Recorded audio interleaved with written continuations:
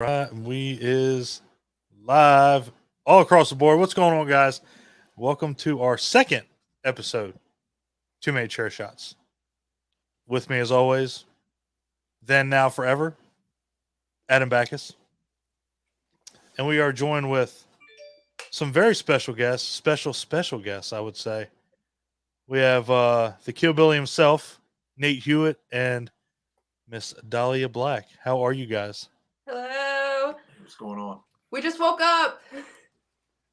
And yet they're still beautiful people. You notice that I can't. If I just woke up, they'd be like, "Please turn your camera off."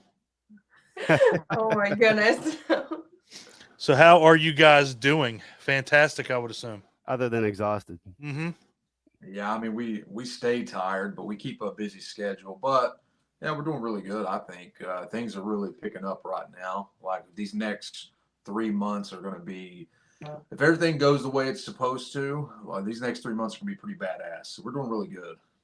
Good. Yeah, just like Nathaniel said, things do seem to be getting really, really better for us. Really positive, considering all the negative that's been going on from my injury to just family, personal life, and then now it seems like, yeah, things are they're going to be really good, and we can also talk about the good things that are about to come. Oh yeah, we can. Yeah, we can basically kind of break news. It's not really, but it kind of is. There's just like a lot of different things going on, so it's really cool. Yeah. Hell yeah, let's get some exclusives going. Let's do that. Let's break some stories. Breaking news. What do y'all got? What do y'all got going on now? Well, over these, I mean, honestly, from the month of August all the way until October, it's a pretty busy schedule. I know. So Dahlia, first big thing, which everybody's aware of this, she's got her return to wrestling after being out the past 6+ years because of the injuries that she had to her feet, which were a decade plus of her dealing with it from the time she was playing sports in school to she had not one, not two, not three, but 4 surgeries. So after all this time, getting out of a wheelchair, busting ass in the gym, she's returning to wrestling. She's doing it up in New Jersey and New York. So that's our first big thing. You want to talk about that a little bit? I mean, because being out for 6 years and dealing with mental and physical health, like being in chronic pain for a solid 6 years every single day, 24 hours, sitting right here, I'm in chronic pain. I just woke up. It's already here.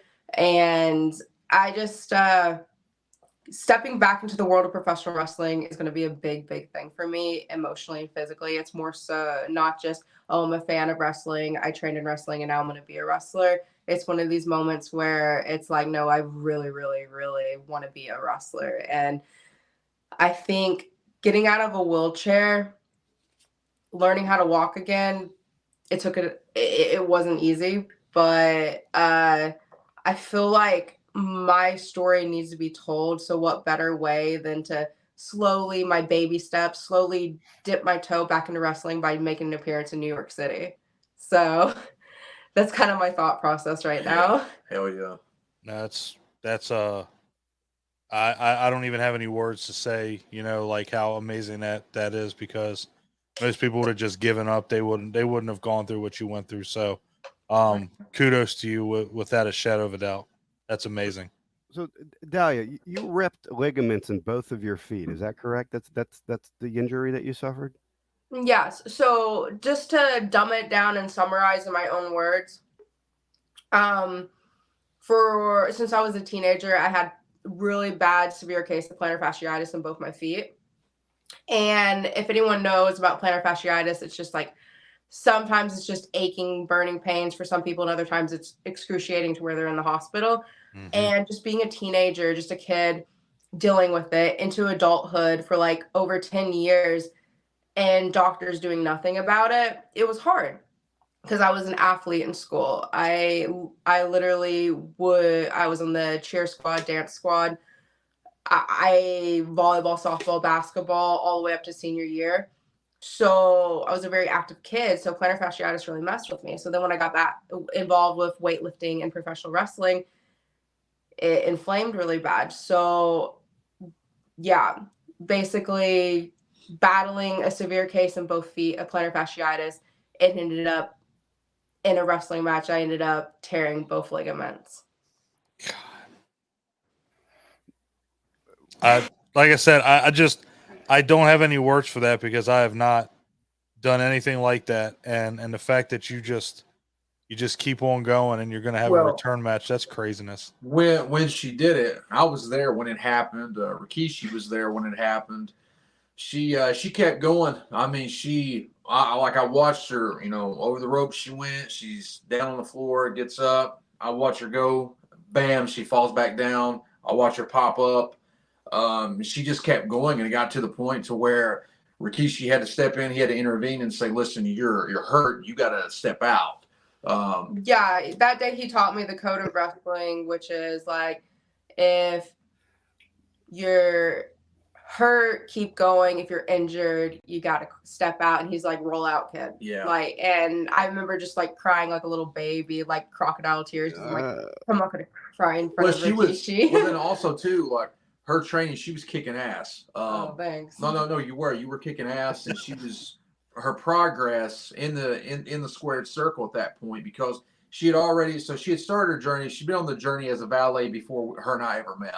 And then her and I linked up, and we kind of exploded in our independent scene in Kentucky. I mean, we were legit, without even trying. Yeah, we weren't trying shit. And at the time, I mean, just for like a 6-month time period in 2012 and 13, 6 to 7 months, her and I, we were in one promotion. And I mean, we went to other places, but we were kicking ass in like one promotion, catching a lot of steam. We caught so much steam, as a matter of fact, that at that time, got invited to OVW. That's when it was TNA before it became Impact Wrestling. And OVW was a developmental territory for TNA. Rob Terry was in my class. And then you had like Jesse Goddard's, Dylan Bostic. The girl Taylor Hendricks. I know she did some stuff in Ring of Honor. Yeah. Yep. But you had it was really cool. Like, so for me, I was like, holy hell, this is badass, because like I get nervous, and every time I'm going in down there, I'm shitting, like quite literally. I got to go take a shit. That's how I never understood that. That's how I am, because side note real quick, growing up, you're never really from my little small town of Eastern Kentucky, which if you can't tell by my hillbilly accent, that's where I'm from. And I'm okay with that. Like, accents don't bother me. So you're never really pushed to follow your dreams or anything. But anyway, that's a side note. We can get into that later. So going to there, I get real nervous about everything. Like to this day before matches, I get like nervous. I just can't help it. So anyway, she had started this journey with me at that point, and then I got hurt. And then we came back into wrestling, and like she started getting mentored by a former WCW wrestler and former Smoky Mountain heavyweight champion, Bobby Blaze. Yes, so, Bobby, shout out to you. We love you so much. Bobby Blaze is like his psychology, his understanding. I mean, the guy made a living from professional wrestling, and the fact that he took not only me, but took her under his wing, like, because he saw something in her. Of course, like, he's not shitting all over me, but he saw her, and he was like, she's going to be a star. She can do something in this business. So and I got the footage of it somewhere of like her first time stepping into the ring with Bobby and him mentoring her and her locking up and stuff. And then the next thing is we had to get out of my hometown of Eastern Kentucky, and we came to Dallas, which led to San Antonio.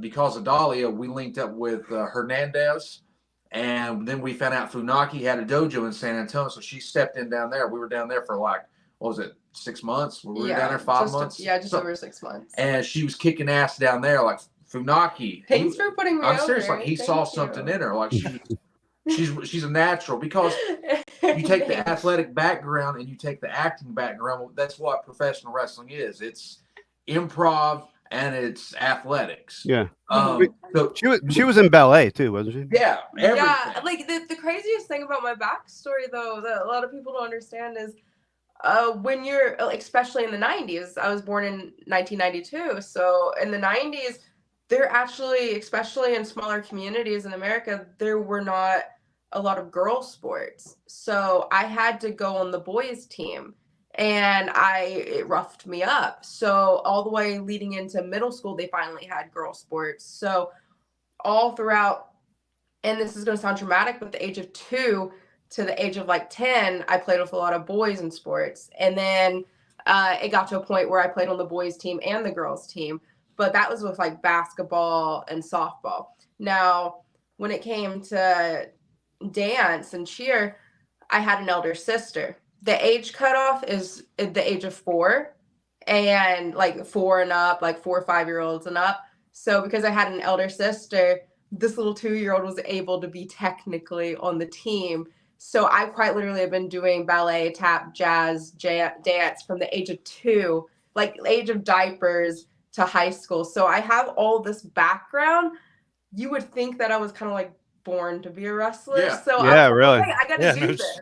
Yeah, like that's the funny thing about like her getting involved, and so which also plays into the whole origins of her plantar fasciitis too. You take all of that in the years Abuse of sports. as you're developing as an adolescent, and all this abuse on your feet.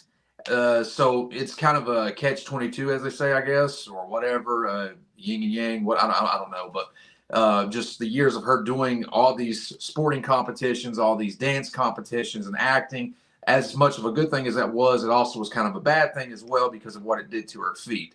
Yeah. So there was quite literally a time where I was the point guard on the boys team, and I played the game like the whole time. The coach never took me out. I played an entire game, and then I was drenched in sweat, like huffing puffing after the game, and I was running to the public bathroom in the hallway and changing my uniform into the girls' uniform, and I had to go and play another. And then I remember these parents from the boys' team were like, "Honey, what are you doing in another uniform?" I was like, "Oh, I gotta go play on the girls' team now." yeah, And that was Wow. just my life. I was always like that. and so like when her and I linked up, like because her and I didn't start hanging out until like a year Yeah, we met in 2011. Yeah. That's the year I got involved in the business. And then like the next year we started talking and hanging out and stuff. And then one thing led to another. It's like, hey, let's do this together. So everywhere she's went, and from mentoring under Smoky Mountain heavyweight champion Bobby Blaze to being trained by WWE legend Funaki, somebody I grew up watching, I had toys of, I played on video games.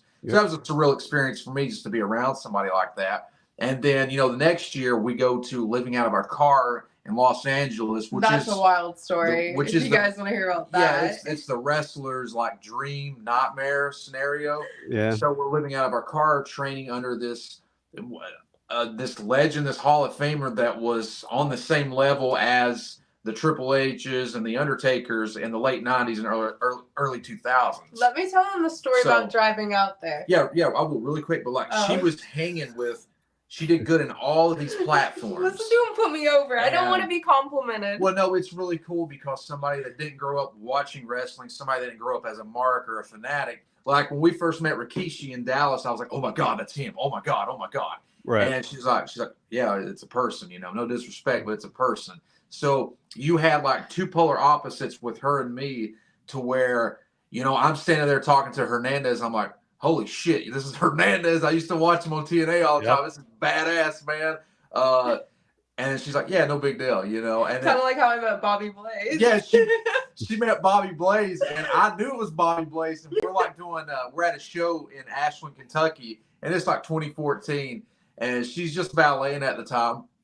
And Bobby walks up, and he's talking to Word us. it right, Nathaniel. And the way, and Word it right. Dahlia just looks at me. She's like, "Oh, do you want me to like sign up an autograph for you or something?" And he just laughs. The way Bobby and Nate replay it, say like, "Do you want a photo with me?" Yeah, and I'm yeah. like, I am not narcissistic. I did not. She didn't realize who she was I talking thought it to. was a fan approaching me, okay? And he said something, so I was repeating what I thought this fan said to me. So it's just funny because we're at this independent show, and we're doing the wrestling shtick, and here's somebody that was contracted, made a living, when we were Held belts. when we were in diapers, been all over the world. And she's like, "Do you want a picture?" No, I thought he said something to me. I didn't, and also I didn't know what he wanted. I thought he wanted a photo. That's awesome. That's fantastic. That's awesome. No disrespect, but that's just like. Oh no, I know. That's what I'm saying. That's like the, I'm Super Mark over here, and I'm always going to be a Mark. I can cuss on this, can I? Can I cuss? Oh, of course. No, you can't. No, we got kids. No. Fucking cuss. Okay, just make sure. So I'm always gonna be a fucking Mark, no matter what. Like Yeah. I'm a super fucking Mark when it comes to wrestling, super fucking Mark when it comes to horror. Yep. That's just me. I'm gonna be a super fucking Mark for 80s hair metal. That's like Only way to live, man. yeah, that's my whole personality. Or those three Yeah. things: wrestling, horror, specifically slasher movies, and 80s hair metal. That's my shit. And then she is the polar opposite. She could have gave a rat's ass about wrestling in the beginning because she wasn't a mark. She wasn't a fan. She was not the biggest slasher fan. She's more of a Nosferatu, Silence of the Lambs, freak show back, the 50s classic. She was that type of thing, and she was more. She likes 80s hair metal, but like she doesn't want to listen to it all the time. And me, I'm like I'm burning stuff out. You know what I mean? Like 24/7. I will run it into the ground. When I find something I love, I will kill that thing. Well, he's a Gemini and I'm a Pisces, so I'm a water sign and he's a fire sign. So we're literally destined to be best friends, I guess. Yeah, Sure. and a fight to the death. So yeah, it's but just like that contrast, like I'm a super mark, she wasn't, and then us going on this journey, and it's been really cool to watch her take to the business and take to the squared circle and understand it. Like she's understood things when it comes to wrestling that nobody had to teach her. Like she got it. Like before anybody even spoke it to her, like this is a psychology of why we're doing this. This is the point of the promo. And that's where it comes back to the acting and theater background, is because like my first role was baby Jesus. Yeah. Like as an infant in diapers. I have been involved in theater since infancy, quite literally. And then when I just mentioned sports, since infancy, because my elder sister. And I don't have. So it's like kind of like. And I don't have any of that background. I wasn't an athlete in school. I was a fat nerd. You know what I mean? I wasn't in theater growing up. I just didn't do that. I was playing video games, wrestling on the trampoline, and watching Friday the 13th, and then I got into rock when I was in high school and started playing in bands. So her and I are just two polar opposites as far as our origins of getting into the business, and then just our lifestyle, just total different spectrums. He sounds like somebody I want to hang out with on a weekend. Yeah, seriously. What do you guys? Yeah, our parties are crazy, man. Yeah, buddy. Were your families supportive of your journey into professional wrestling? Fuck no. No. I will say this in the beginning. So there's the best way I can say this is there was a wrestler that I came up with. He was already established in my independent scene, but he gave me some advice. You can name drop him. Yeah. His name was Bobby Love, and he gave me some advice when I got into the business, and it was basically this right here. He said, "Kid, people want you to be doing okay, but they don't want you to be doing as good as them or better." And I didn't understand that. But as I progressed through this journey and family members, friends started to realize that this wasn't a phase and I was committed to this, they get uncomfortable with it because they don't understand. And the thing that I've encountered with family and with friends is that for some reason, these individuals that I had surrounded myself and been around like my entire life, they felt like that if I was successful, instead of it like looking good on them, it meant they had failed. So it was a really weird aspect. And her and I both, she dealt with that with her family. I've dealt with that with my family. Basically, to summarize, it's like when Nathaniel, like this is the brutal honesty, when you were chubbier and out of shape and just being goofy Nathan, everyone worshipped you. But then when you decided to level up, get in shape, and try to make a profession out of it, that's when everyone slowly started turning on you. Yeah, because it was, Nate is good for this. We're going to put him up on a shelf, keep him in this box until it's time to take him off that shelf, and we can utilize him for what we want to utilize him for. He doesn't need to get above his raising, which I actually had my own father say that to me. And he and I do not have a relationship anymore because of his bullshit, the way he treated her and the way he treated me, and which is really, really shitty, and it sucks. But to have people think that I can't better myself and I'm only supposed to do so good, they were okay with me if I was with a girl that was in my league or below me, if you know what I mean. They were okay with me if my physical appearance was on their level or below them, or financially or professionally speaking, I was beneath them. But the minute I started to, get up a little bit, you start to see who is there for you. We started getting phone calls at our shoot job trying to get us fired. I've had people. I've had family, friends. I was basically ran out of my hometown of Eastern Kentucky. And to this day, it pisses me off because I allowed these motherfuckers to bully me out. But that's okay because what goes around comes around. So that you get like, and it's funny. So I'm a hillbilly, so I'm gonna quote Kid Rock right now, which is hysterical. But in the song "Only God Knows Why," and this is true, dude. You get what you put in, and people get what they deserve. What comes around goes around, and I've seen it happen. And that's why we treat everybody the best that we can. We treat everybody how we want to be treated. We'll give everybody a chance, always. So it's just life. That's just how it should be. I mean, yep. And what we try to do is, like, you taught me this. Do not mix the business with pleasure. Nope. We normally do not hang out with other wrestlers, and it's not because we're snooty or have egos. It's because I've been burned. Nathaniel taught me back, so I've known Nathaniel since 2011, and problems with different people only started after I was around for years. Yeah. So it could have been me. No, it wasn't. But Nathaniel taught me that a lot of the wrestlers go and hang out after, but he never would. No. And I'm like, why don't you hang out with the wrestlers? Why don't you hang out with these guys that we travel with? He never did. So he taught me that.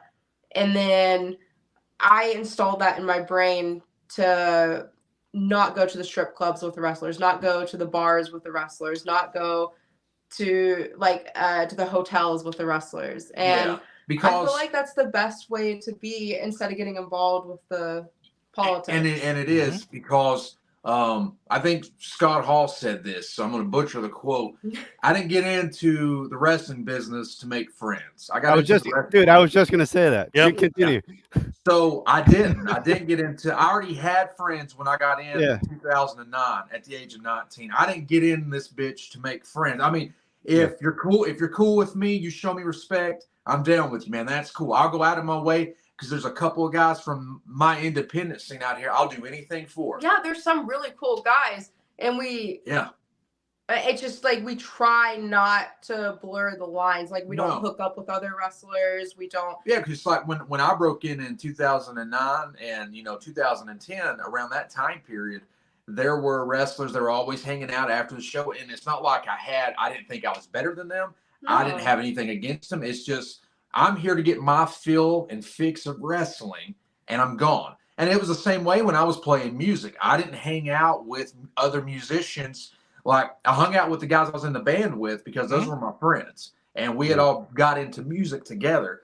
But as far as after the shows, we're all going to go get drunk here. We're all going to go hang out with other bands, go to strip clubs. I don't do that. That's not my thing.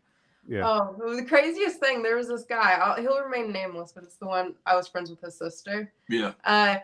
He was a shitty wrestler. He wasn't even a real wrestler. But when I showed up and Nathaniel was teaching me this method, he tried to spread a rumor that, well, Nate just doesn't hang out with the wrestlers anymore. And it's like, what? It's like he never did. I had nothing to do. Man, like you're elitist all of a sudden. Yeah. He's like, and I was like, wait. And then Nate had been in the gym for like years, and then I showed up, and then Nate's just changed. It's like, what? But going to the gym's a bad thing? Yeah, that's the thing though. People will create the narrative that they want. It's not gonna make any sense. Mm-hmm. So I just say fuck them. You can, and then I've told people this before when I've had to confront them. You talk all that shit you want about me, and I'm cool with that. And by no means am I a badass. However, don't let me hear it. Because when it gets back to me, we're going to talk. Yep. But feel about me the way you want to. Talk all that shit. I don't care. Just don't let me find out, and we're good. It's normally just narcissistic people. That's all. That one guy I just mentioned, you weren't even friends with him. Never was friends with that guy. Yeah. So. But it's just. But yeah, as far as support, ain't much of it. We got more support from you two right now than we do from them. It's unfortunate. Yeah. Even from my family. My family thought wrestling was trash, and it was awful. Yep. And from each other, from what I can gather. Mm-hmm. Yeah. It seems like you two are yeah. Yeah, we always got each other's back, and then we've made friends with people all over the country, and for that fact, there's people all over the world like that we're actually, when we haven't even met yet, and we're more close, and they've been Yep. more helpful to us than friends and family. You It's know, unfortunate, and literally you would be like, well, are you on drugs? No. Are you an alcoholic? No, we No. never drink alcohol. Well, you must be physically abusive. No. no. Well, you guys must be like psychotic. No. What is the crime of going to the gym, leveling up, bettering yourself? Like, people turn on me because I It's started called getting jealousy. Yeah. It is. And it's unfortunate that we just have that statistic though. We unfortunately it was both his family and friends. Yeah. It was both my family and friends.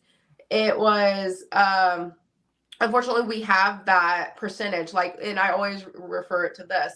We moved to LA. Yeah. Over 14 million people there. We're working at our shoot job, and one of the different managers happened to go, we keep our wrestling identity a secret. We try. Never But works. people always find out who we are. And we try not to blur the lines. Like, I have my shoot life as my shoot name, and then I have the Black Dahlia online. Like, I try not to tell people who I am and what I do because it causes problems. Always. Never works. People find out. So They the always find statistic out. is I moved to LA. I'm working at this place. No one knows who I am. I have no friends, no family, no connections. No one knows who I am. And one of the managers was a fan of ours and went to our show. Oh shit. That's That's the it. statistic. So, of course, it was both our family and friends. Yeah. Of course, it was our Yeah. childhood friend. Of course, no one would love and respect our careers as wrestlers. Which is okay. And it's like, it's so bizarre because I am the furthest thing from having an ego. And I'm the first person to say, as soon as I climb that mountain, I'm turning back around to pull you guys up with me. Yeah. And it's just, you guys, I would have took care of everyone. Yeah, and the way I look at it is they made it that much easier for us because now I know who to trust and who not to trust. And now I'm not as gullible and oblivious when it comes to letting people in my circle. Yeah, we have such a small circle now. Very small circle now. And ever since we've cut out a lot of the individuals that didn't have our best interest in their minds or in their hearts, ever since we cut them out, everything has really just so. Yeah, it would have to because you sync with them. That's the thing. I was They gonna bring say. you down. When you cut the dead weight, you rise to the top. Yes, sir. So who else congratulations said on that? that. Thanks, guys. Ask us questions because we just woke up and we'll ramble your heads off. Yeah, I got. Oh well, that's fine. I mean, in me now, so I'm ready to. I want to make sure we get these amazing comments. Facebook user, although I know who that is, Mr. Stud Bronson is giving a shout out. Studs in the house. Professional, polite, good-hearted people, or people should be like them in this business. Oh my God, thank Stud's you. a good guy, man. He's such an He amazing was guy. nothing but respect and love for him. He's so respectful. We have this schedule coming up with him. have a pretty good bond with him. He's one of the guys, like, if I remember correctly, she had taken me on a vacation for my birthday back in 2021, and we hit up some of the Texas Chainsaw filming locations. And I think it was at that time that Stud had come across me on social media, Instagram, I think first. And he and I just started communicating, and I was like, okay, this is a good dude. Like, this guy's legit. Yeah. And he's one of those guys that it had been, I guess, 2 years. Yeah, 2 years before I ever met him in person, which was like last month. And he's one of those guys that I trust. He's one of those guys that I really respect. I really like. I think he's got a bright future in wrestling. He's good. Like, for the little amount of time that he's been involved in the business, he's really progressed, and he's got a really good future. And I like him, and I got a lot of respect and appreciation for him, for Manimal, and for Victor Ursus, all three of those guys. They're great dudes, and I think they're all three are going to go pretty far. That's saying a lot coming from you, like giving a compliment. And like, I know we're nobodies, but we normally. I think we caught, differ. I think we caught you guys right before the blow up. To be honest with you. Yeah. Oh, thank you. Thank you. I mean, everything that I've read online and everything that I've seen, all arrows are pointing up. You know, that seems to be. Honestly, like, just we try to manifest positivity. We try, like, even though we're heels most of the time in gimmick, we try to tell people to follow your dreams, never give up. Do what you want. Oh, my mom doesn't believe in me. Fuck That's her. okay. Oh, his different family members call our work and try to get us fired. Oh, that. Fuck 'em. You know what? All right. When a certain family member puts a hole in your tire just so you can't get to work or to the gym. Fuck 'em. Like, this is harsh realities. When racism is brought up, Yep. when racism is screamed in your face. Yep. That's insane. I can't believe Yeah, it. that's Oh, yeah. you have. I mean, I believe it, Because unfortunately, we but went it's to like, the wow. gym and Yeah. became wrestlers. That's it. Bam. That's Yeah, it. that's stigma, you know. It is It's exactly. insane. I thought So- that it's so sad that there was still that stigma about professional wrestling because Though, like I said, it just comes down to inferior complexes and insecurities, and that's it. Yeah. So I like to talk about this for a second, but there was this time when I was just the theater nerd, athlete, whatever, and I wanted to see what my future would be like. So I had a fortune reading. I don't know if you guys believe in that type of stuff. I don't know if you're religious and think that's Satanist. Not say no. I mean, I think it's true to a certain extent. I mean, I think something comes I'm from it. open-minded. I There you literally, I'm the type of person, like, if I'm in a haunted house, I'm like, okay, I'm open to the idea, but, oh, we just heard a bump. Let's try to debunk it. And if we can't debunk it, then holy shit, this is haunted. I'm that Exactly. The way I look at it is the same way I approach cryptozoology, because that's not just part of our wrestling big. gimmick. Can't wait to get into that in a minute. Oh, boy. dude, That is I right up your am alley. the biggest cryptid fan in the world. So Yeah, Dude, I can't wait to touch our toes and that. Yeah, But before she goes into, this is like, how I approach it. It's like people always say, "Well, prove to me that it exists." I'll say, "Well, prove to me it doesn't." You got Exactly. proof? honestly, Give me proof that it doesn't exist. this is the greatest podcast ever. We're gonna cover wrestling, This could be and a cryptids. 4-hour episode. it wrestling, can't. horror, and cryptids in the same episode. We ramble when we wake up, so we'll Might be a definitely go on that. 4-parter. This might be a On- mini series. On the part of supernatural, though, I just imagine me like I'm just this young kid. Unfortunately, I was battling 2 EDs. I was battling bulimia and anorexia. I was just this little model actor in high school, and I went to this little shack. I moved to the Appalachian Mountains, and there was this little hut, and it was a gypsy store. So here I am, this little girl that sticks out like a sore thumb because I had an hourglass. No one has hourglasses there. This is like I had tan skin, dark hair. Every single person. She comes in looking like a sex machine, and everybody's like, "Whoa!" You know? No, I stick out like a sore thumb, and people. She comes in there like the second coming of like Selma Hayek. No, God, please don't. Jessica Rabbit. No. You know. I was just trying to paint a picture. Now you're That's embarrassing what I'm me. saying, though. So I enter this little hut, and this gypsy woman.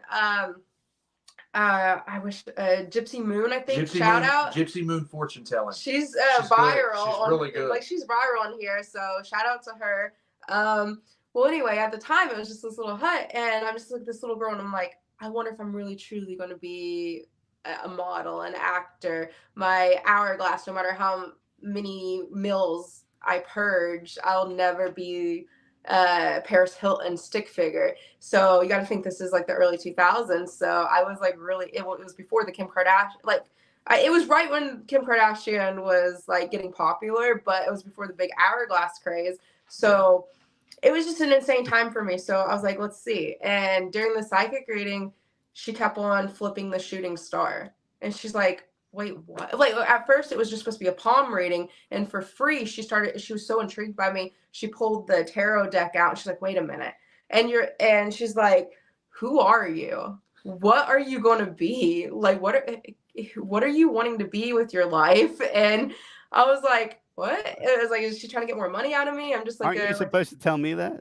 Yeah. And she's like, you have the it. Like, she's like, there's something about you. And then she started pulling the deck, and she's like, yeah, see?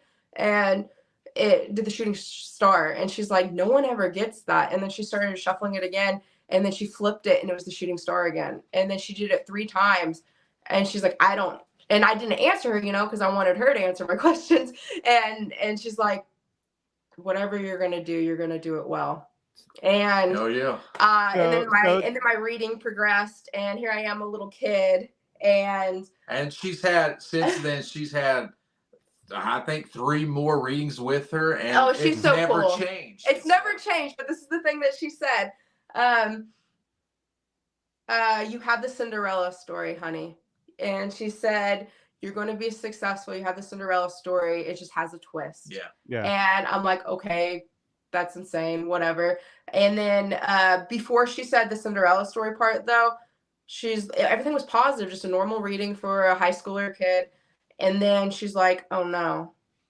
And I'm like, what, And she's like, oh, honey, those are my dogs. Boys, knock it off. He grabbed it. He's good. Sorry, I don't know if you can hear them. Nah, you're good. You're good. You're fine. But I'm telling a story, gosh darn it. This is my moment. Gosh darn it. This is my moment. Anyway, so she, everything was positive, and then out of nowhere, it was like, dude. And she's like, oh, honey, I'm so sorry. It's going to happen. And I'm like, what? I'm just like a little kid. Don't scare me. And she's like, the waist down, the waist down. She's like, and she's like, there's an accident. Yeah. And she said, don't worry, though. You're going to get past it. She said, and then she went into the Cinderella story. And I'm a 31-year-old woman right now that remembers that story as like a 17-year-old kid. Yeah, that's before I met her. And that was when I was just an actress. That was before I got involved with wrestling. That was before I met Nathaniel. I was destined to have this wrestling injury. Oh, hell yeah. Yeah, you were destined to do everything that you... Yeah. That's what I'm saying is like, my prediction is like starting August. Not that it was like, oh my God, when is it going to happen? No, right. I literally lived my life, and then it happened. Yeah. And then after, like, by year 3 of being in a wheelchair, I was like, wait, I think this is what she was talking about. Yeah.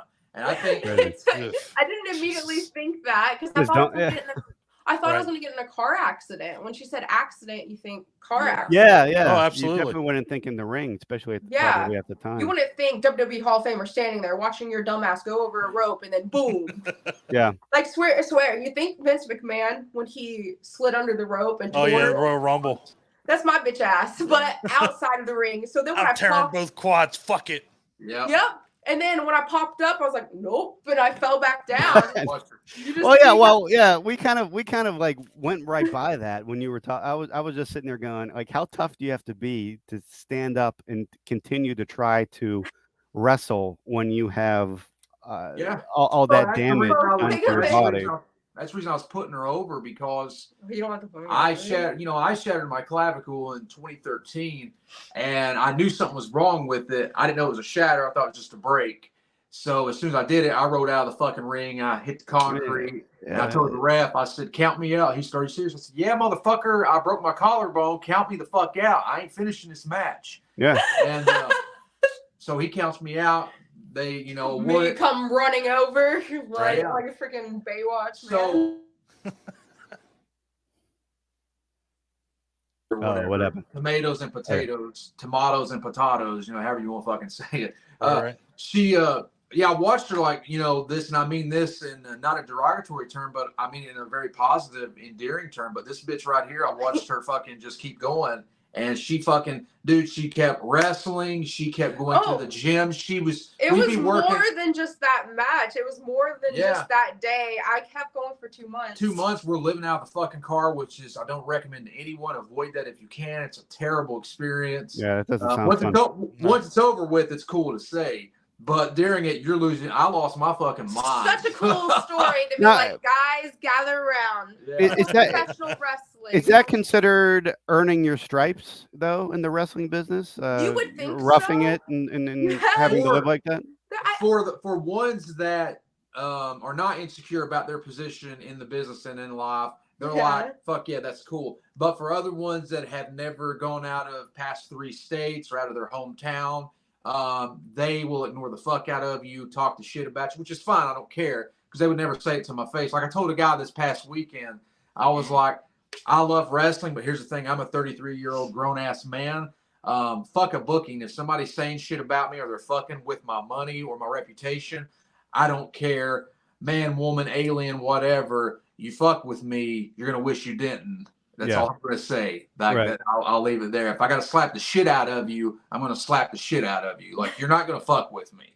So there's just a lot of politics in wrestling. It's like you can be the nicest person ever. Like we deal with social anxiety, so we kind of like because of our traumas with dealing with different bad people. So we kind of act reserved a little, but once you approach us, like we're really kind to people, we're respectful, we shake people's hands. But man, does it hurt people's egos that we have social anxiety? And like I said, like whether I gotta verbally eviscerate you, physically eviscerate you, don't put me in that scenario. Like I said, I'm a grown ass man. This is wrestling. I'm not gonna let you fuck with me. Like it's just not gonna happen. So that's what I'm gonna that's what I'm elaborating on. Like man, woman, alien, monster, whatever the fuck you are, I will verbally slap you. I will physically slap whatever you want. Like let's do it, man. You want to do it? Let's, So. I love evisceration. Like well, nothing it's just left. What does it matter if Nathaniel and I are like breathing, existing? Yeah. Like we come in and do business. That shouldn't get under anybody's skin. That's ridiculous. It's just that's what you find out is that like the group of wrestlers we used to travel with, because I quite literally would not sleep with them. Yeah, they turned on me. Yeah. This woman, this older woman. That's not part of the deal. Yeah, that's not. Because like this older, they'll never admit that though. They'll be like, oh, F that bitch, she has an ego. And it's like, that's the furthest thing from the truth. That's not part of the deal. That's not in the fine they'll print. be like, man, Nate used to hang out with us, but ever since she came around, it's like, no, I wouldn't sleep with you, and Nate never hung out with you. Or that's like that one woman, like she wanted us to go to the bar with her after a show in Kentucky. One, I was 19. Two, we were going to go to the bar right next door with all the marks. No. And three, Nate wouldn't sleep with her. So now all of a sudden she's going to crusade that hates us to this day. Yeah, she hates us to this day. And that's what I'm talking about. It's like when, like to clarify, well, Nate, what do you mean you're going to hit a woman? No, that's not what I'm saying. I'm talking about like, I'm going to lose all respect for you as a man or a woman. And I'm going to verbally fucking tear you down to your fucking face. If it crosses the line, equal rights. Yeah. But that's what I'm saying. What I'm saying is like there is more than one way to eviscerate someone. It doesn't have to be physical. No, that's what I'm getting at. I mean, it could be. Yeah, that's what I'm getting at. It's just like, don't just leave us alone. Like I said, you can hate us, man, but don't try to fucking go in politic and campaign. Like, you guys know that TikTok video of this guy, he's watching his girlfriend or someone get beat down, and then he puts on a wig. He's like, "Oh, it's on, baby." Oh, if someone ever touches me, I didn't, but that's hilarious. If I ever touched her, it's on, man. Don't give a shit. Let's go. I was gonna say, I ain't putting a wig on. I'm just gonna beat the shit out of you. He won't put a wig on. He'll put a Mothman mask. Put a mask on. I will drop this ponytail. That's all I got to do. Long hair is out. But also, if you guys watch Game of Thrones, Arya Stark coming through the air. If some guy or woman touches him, that's me. Oh my God. Barely. I'm 5'2", coming through the air, and it's like. That's pretty fucking scary either way. Yeah. No doubt.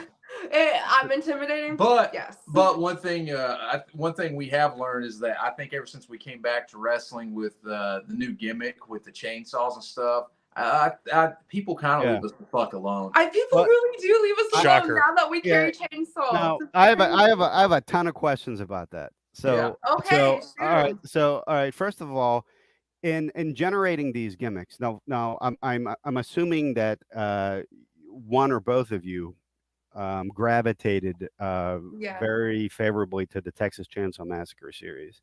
We can hear you. Go on, Nate. Yeah. And so I just wanted to ask about that. What is it about that movie that kind of inspired you to take things from it to make this character? And what is horror something that you guys watch a lot? Is it something that you watch on a regular basis? For me, I discovered. Not at all, actually. Hate it. Hate it. Can't stand it. And also, one other question: Did you I keep did you on guys messing with my hair extensions. Sorry for going dark on you guys. is Evil Nate and the Chainsaw Queen? So did you did you develop your gimmicks together?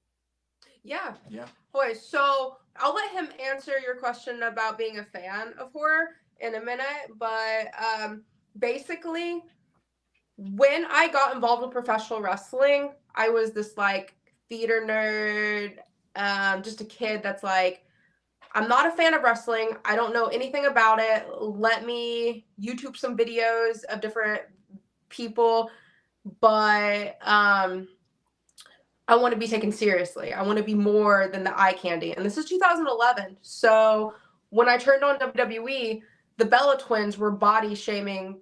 What is her name? Kelly? I think Caitlyn. Caitlyn. Caitlyn.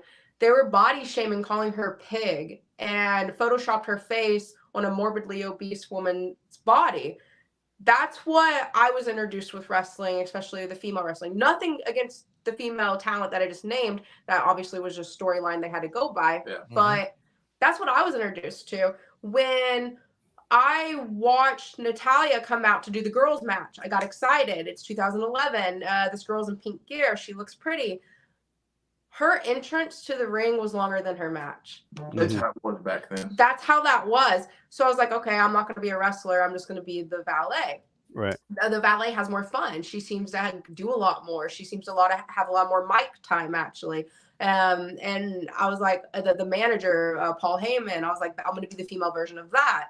So that was my mindset as an 18-year-old kid in 2011. So when promoters were approaching me with gimmick names, it was like Sugar Spice, Rainbow Titties. Like, Yeah. I mean, like it was dumb shit like that. Cupcakes, bakery. I don't know. Like I don't know. Like dumb things like that. And I was actually genuinely insulted. Yeah, I bet.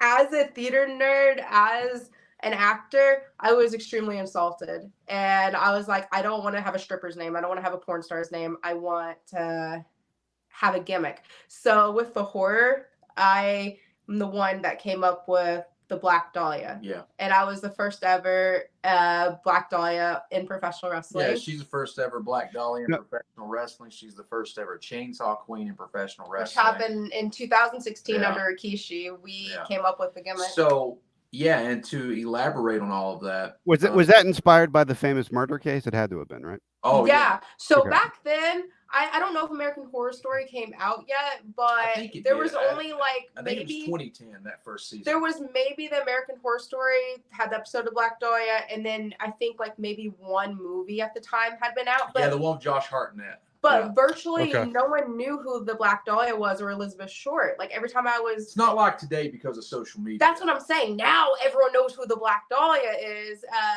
And then if you don't think of the murder, you think of the band that was inspired by it. But yes, my gimmick is based on Elizabeth Short. I was so poetic at 18. I was like, it's like parallels of our lives. Which was pretty cool for her because, like she said, the generic stripper names, because that's what she was being given, like they didn't fit what she wanted to do. No. And she's somebody that's not just inspired by women of the past, like Miss Elizabeth or Fallen Angel, Woman, Nancy Benoit. She's not just inspired by that, but she's also inspired from the male aspect of wrestling as well, with the Randy Savage, promo, with the Paul Heyman promo, Steve Austin and Rock. So she wanted to be taken more serious, and that's where she's like, well, I don't want to be called like Candy Cane or anything like that. Right. I want to be called, something that can be taken serious. And she came up with the Black Dahlia. Yeah. And I was like, that's badass. Because that hadn't been done, that hasn't been done. Because I looked at it like I'm an actor. Great name. Short was an actor. Yeah. I thought it was original. I thought were my life as an actor, and then hers ended up tragic. I just thought it was just like so poetic and so intriguing what happened to her. And I still find her case, rest in peace, Elizabeth. And also, I find it intriguing what happened to her, and I have my theories on what happened to her. And I genuinely do it out of homage and respect to Elizabeth. And even now more so with how I was abused in wrestling, how I was bullied and treated in wrestling, There are parallels to being injured and being sliced and diced and forever like handicapped because of professional wrestling. I see so many parallels between me and Elizabeth, and it's so crazy. So I feel like I really am the Black Dahlia. And her thing progressed from that to what she's doing now and how she's bringing that into the wrestling world. And so the original question, I know we went on this huge ass fucking horror. Fucking thing, but Texas Chainsaw Massacre, man, I don't know what it is about the original film. I honestly don't know what it is about that franchise, but there's something. I think what happens is the way it's shot, and I believe it's shot on 8mm film. If I'm correct, I can't remember, but I think that's it. It's shot in such a documentary style, and then you slap those words "inspired by a true story" onto that, and you're watching it, and you feel like you're watching something that you're not supposed to be seeing. Mm-hmm. You feel like it's an actual snuff film. So at 12 years old, like I remember. I was exposed to part 3 when I was a 5-year-old kid, and I didn't remember anything about it. I just remember there was a guy wearing skin and a chainsaw. That's all I remembered. And you hear things about it as you're a kid and stuff, like that really happened, et cetera, et cetera. You know, all the urban legends and all the myths that come along with the inspired by a true story. So at 12 years old, I'm on the internet, dial up, and I'm looking everything up. I'm stumbling across Ed Gein, and I'm finding out all this stuff. It's just something about that film to where there's no in between. You either love it or you hate it. Like I've never met anybody that's like, it's either one or the other. True. So when you watch it and you fall in love with it because of the cinematography, because of the acting, because of it's very much like professional wrestling because your mind's producing things that you're not actually seeing. It's a very visceral experience watching that movie. Mm-hmm. Super suggestive. I think that's why I like it so much, is because I grew up more on the silent films and the black and white films, and I always liked the more. I feel like your brain can produce something more terrifying than a film forever. Our imagination is endless, and filmmaking could be. So I feel like if it's more suggestive, your brain's like, oh fuck, fuck. What's scary, there's two films in my opinion that are pivotal to the slasher genre, and they do the same thing. There's Chainsaw from 74, then I think from 72 there's Black Christmas, the original Black Christmas that was filmed in Canada. They both do the same thing. Like there's a little more blood in Black Christmas, but the things that you see. Oh my gosh, he makes me watch Black Christmas every Christmas because it's amazing. There's nothing wrong with that. Oh, dude, listen. Some basic bitch wants Elsie sometimes. Oh, sorry, Like, Home. Hey, put on Home Alone, goddammit. Like fuck. That's funny. I want to watch Elf. There's this man. I don't know, like Black Christmas. If you've never seen it, I can't endorse that movie enough because. It's a great movie, classic. I think it's the first slasher ever. I think if you don't consider Psycho to be the first one, like I think Black Christmas can really be considered the first one in what would become the slasher genre because it takes the holiday name, it does all the what would become the I guess tropes as you would call for slasher films. So you have Black Christmas, which there's no on-screen penetration of knives. It's all suggestive, just like Toby Hooper and Kim Hinkle did with Chainsaw 2 years later. Do you want to know the flaw in Black Christmas? Nathaniel wanted to imply it possibly could have been the boyfriend, but then the boyfriend died. And I'm like, no, it couldn't have been the boyfriend. But the boyfriend has blue eyes and the killer has brown eyes. Don't mess with me, Nathaniel. I mean, I didn't really die on that hill. Oh, he did. I think he just wanted me to really, really watch it because I was eating my Christmas cookies. I was trying to sell her on it, like maybe it's the boyfriend, maybe. And I was really invested because I am a mystery solver, and I was like, you know what? I'm gonna freaking figure this out. She figures shit out at the beginning of the movie, and she's like, "Turn it off." Yeah, the trailers. I don't know if it's like my witch magic or my ancestry poking through, but I literally will watch a trailer and I can tell you the whole movie. And pretty much, yeah. She always does that, and it's really funny. So to circle back to Chainsaw, like you fall in love with the first one, and then you start going down the rabbit hole of all the sequels. And when I first start hitting them, I'm like, okay, that one sucks. That one's all right. That one sucks. But now I'm at a point to where I love them all. I Mhm. absolutely like.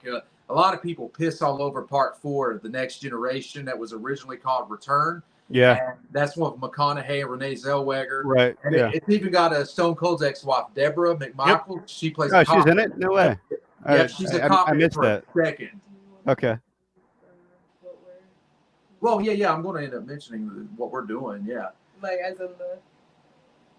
Yeah, yeah. We got secrets. Oh. Yeah, I'm like, I'm they're like, they're damn actually it. I didn't know if we were allowed to announce it. Well, I'm They're not telling saying what secrets we're doing, live. I'm saying what we're going to do. I mean, Okay, well I'm excited. well, I know. I just want to call a timeout and draw everyone's attention to my name. If you're not going to use it, I'm going to use it. I can't read it. I'm Rainbow blind. titty sprinkles. Rainbow titty sprinkles. Let me Rainbow see. titty sprinkles. I changed my name. Oh Glasses on. shit! That's funny. we just gained 6 viewers because of that. Oh, That's absolutely, yeah. Like Yeah? That's hilarious. the ratings Well, I'm are watching it on my phone Climbing. and on the computer, so there's two. Well, So the thing is, okay, What so up? my dress, I'm wearing pasties just in case anyone is wondering because, like, I don't know what shot you guys are seeing. So Oh. just FYI, my That's nipples funny. not out. I'm wearing pasties too, but that's just because Yeah. Cool. it's Are you Wednesday- wearing a it's see-through Thursday. shirt, honey? I'm not No, wearing I'm- pants. Does that count? well, Nah, No, I mean, no. you're not supposed to wear pants during these. Okay, I always good. say But bottoms. honestly, like, dead ass, are we, like, live right now? We're on the internet. we Oh, are shit. dead ass live. We are dead. Well, we okay, are so dead ass dry live. have I been shampoo. canceled yet? Have I been Dry canceled yet? shampoo, No. hair extensions. Keep on messing with my hair because I'm like so tired. People are having fun over here on this comments for real. Oh, What I'm are sure talking they about? What are. are they talking I'm about? sure they excited. I'm are. excited. What's everybody Let's saying? go, motherfuckers. Damn, she's woke up now. Yeah, you still I'm tired? joking, Yeah. my friend. Tired anymore? 1 minute. Let me. Okay, go on. Read them to me. Oh, she turns the camera off. I literally am adjusting I'm my gonna go pee. pasties, I'm bitch. gonna go pee. real Damn. quick. All right. Well, Cheap Pete Productions podcast says it won't be able to avoid alcohol when the Irishman sees them. See you in Philly next year. Yes, I love him. Shout out to him. He's an amazing guy. Guys, go follow Maurice. Definitely. Hell yes. So yeah. So then we got let's see. That's pretty much it. Actually, I just got straight up. These two guys are fucking awesome. Yes, I agree with that wholeheartedly. God damn, how long does it take you to adjust pasties? I'm doing the whole thing, and I think Nate just went and peed. Oh, sweet. Okay, got it. Listen, subscribe to my OF, and you guys can Yeah, know how long. We'll drop all your links and stuff on YouTube when we put it in there. Who said that? I don't have this damn. Adam, you got who's these Facebook users is? One's Clint. Let me see. Hey, Nathaniel. Yeah. Are you still peeing? No, I'm We good. streaming in Hamityville or too many? Both. Saoirse? Okay. I'm back. Wait, should I get on my Facebook and share the link right now? No, we'll do that for you. We got you. Did you already share the link on Facebook? For what? No, not yet. For Not yet. OnlyFans? No. Like, No, just for no, everything. for the live stream. I was just gonna get you more views. Oh, it's damn it. Yeah, there's Where a way is it for. on? Where's it on Facebook so I can share this? Here, I got you. Hold on a sec. I'm gonna check. Probably message it to you. Okay, if he DMs me it, then I'll share it so all my friends can watch. All your peoples. Yeah. Should have done this in the beginning. Yeah, we should. But then again, we were rambling in the beginning. Like we're like, We drink a lot of caffeine. Why are you worried about it? I mean, we're good. Don't worry. We're good. Don't worry about ask it. We're me good. a serious question. Is that a thing? Serious questions or things? Shit. Not- All right. not funny. Did you send it to me or no? Yeah, I sent it to you guys in the in our big chat. Ready to get back on this? 1 minute. I want to share this and then. God damn it. Serious question. I don't fucking know. She's joking. Don't worry about that. Okay, good. I Oh, was like, I'm I dead can't- ass joking. Shit, sorry. We're dead ass live, and she's We're dead ass. dead ass serious. And she's fixing her dead ass pasties. I'm done with that. I'm sharing the videos. 1 minute. These guys are fucking phenomenal. This is. I love how we have this You gotta podcast. Let's see. Return. We are live. And then I'm gonna tag Nate. Who's saying all this shit, Adam? I'm not sure because Abby is saying hi, guys. That I see. We got Peter Anthony saying some stuff. Oh, that's true. Oh, Tristan Forte is on here. Okay. Yeah, Tristan's on here, and then Oh, Clint. it's all positive. It's all positive. We don't pause. There's no pause. There's no pause. It's live. Oh, this is rolling. Okay. Yeah, It's rolling. We're having fun. it's like Sorry, when, guys. I don't know what. It's like when Sid messed up that promo and JR said, "We're live, buddy. There's no double take." Yeah. That's awesome. A minute. No That editing, is buddy. hysterical. Yeah. All right. You ready? Yeah, go on. All right. When we're back. There we Okay. go. I feel like he's gonna be in costume one of these times he comes in here. That would That be would funny. have been so funny, but he had to go pee. Yeah, I just had to pee. That cat. Don't worry about it. Don't worry about it. Speaking of that, I got to ask about the 4 faces of Nate. Absolutely. Well, Oh, that's actually, cool. I guess there's 5 faces of Nate now. There's a few. All right, so we got Saw face, Yeah. we got Alien face, Yes, Yep. sir. we got Sasquatch face, Yep. we got Cropsy, which I think is my favorite, Thank you. That's my favorite. and then we got Mothman face Yep. or Moth face. Yep.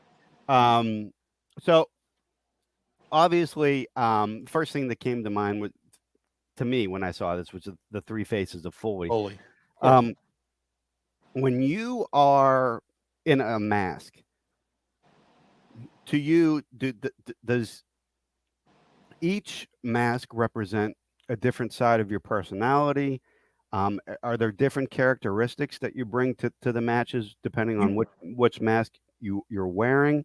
You know, I get asked variations of that question, and I like to say that there would be different variations I'm able to bring, but it's all the same, but it's all different. I get it. And I think the reason for that is because I don't think I've been given a platform where it's the independents. I don't think I've been given a good enough platform to show this is how I act in Mothman face, this is how I act in Alien face, and etc. Because when the mask comes on, it is more Leatherface when he's in the killing mask. Like in almost every one of them, I do the the screaming, the more mutated mongoloid type of thing. And when the mask comes off, I'm more goofy, like Matthew McConaughey in Chainsaw 4, or one of the brothers in Part 3, or Chop Top in Part 2.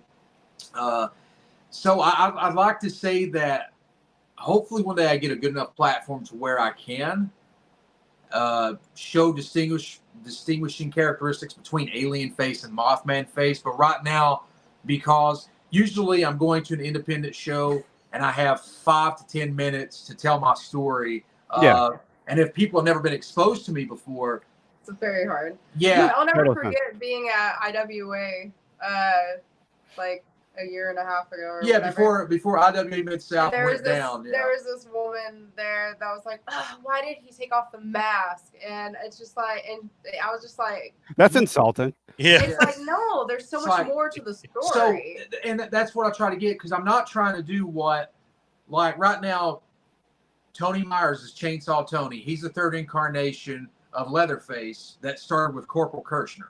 So he's the 3rd Leatherface. I hate to disrespect the guy that played the 2nd. I can't remember his name. So I know there's been 3 guys to take the mantle of that Leatherface in Japan. Yeah, right.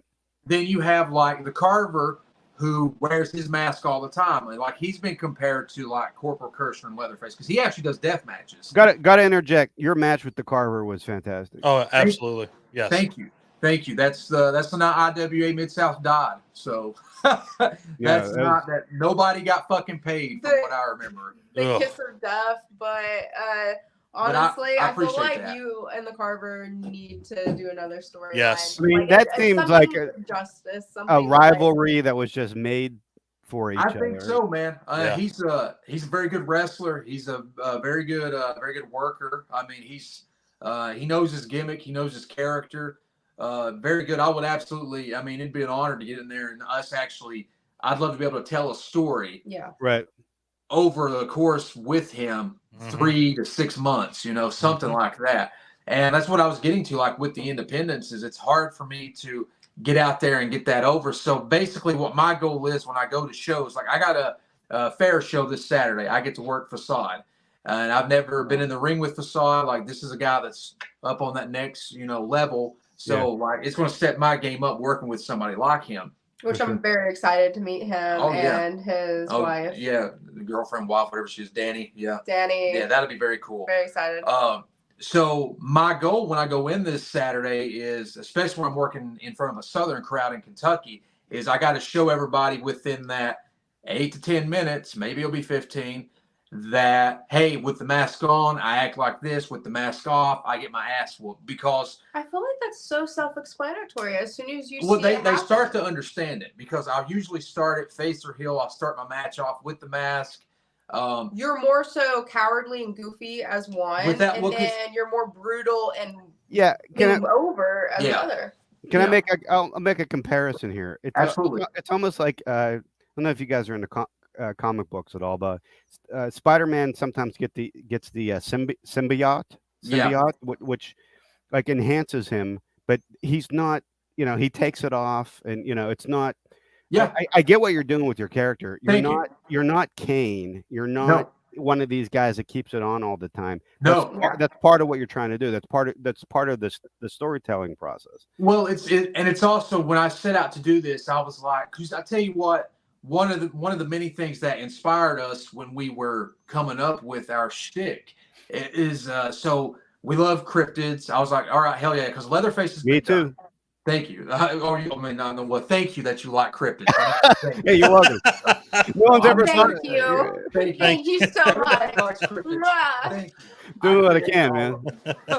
But that's hilarious. But we are the first and only ever professional wrestlers. See, I love being the first Black Dahlia, because back in 16 and 17 in England tried to do the Black Dahlia gimmick, but I don't think she's doing it anymore, or I don't think she's in the business anymore. I don't know. I'm not sure. But no one else has done it. So since 2011, and then in 2016 coming up with the Chainsaw Queen gimmick and being the first ever female to wield a chainsaw in professional wrestling. It's so cool to be the first of that. And then one of my close friends is a chainsaw queen out in LA right now. So shout out to her. She's working with WoW. Yeah.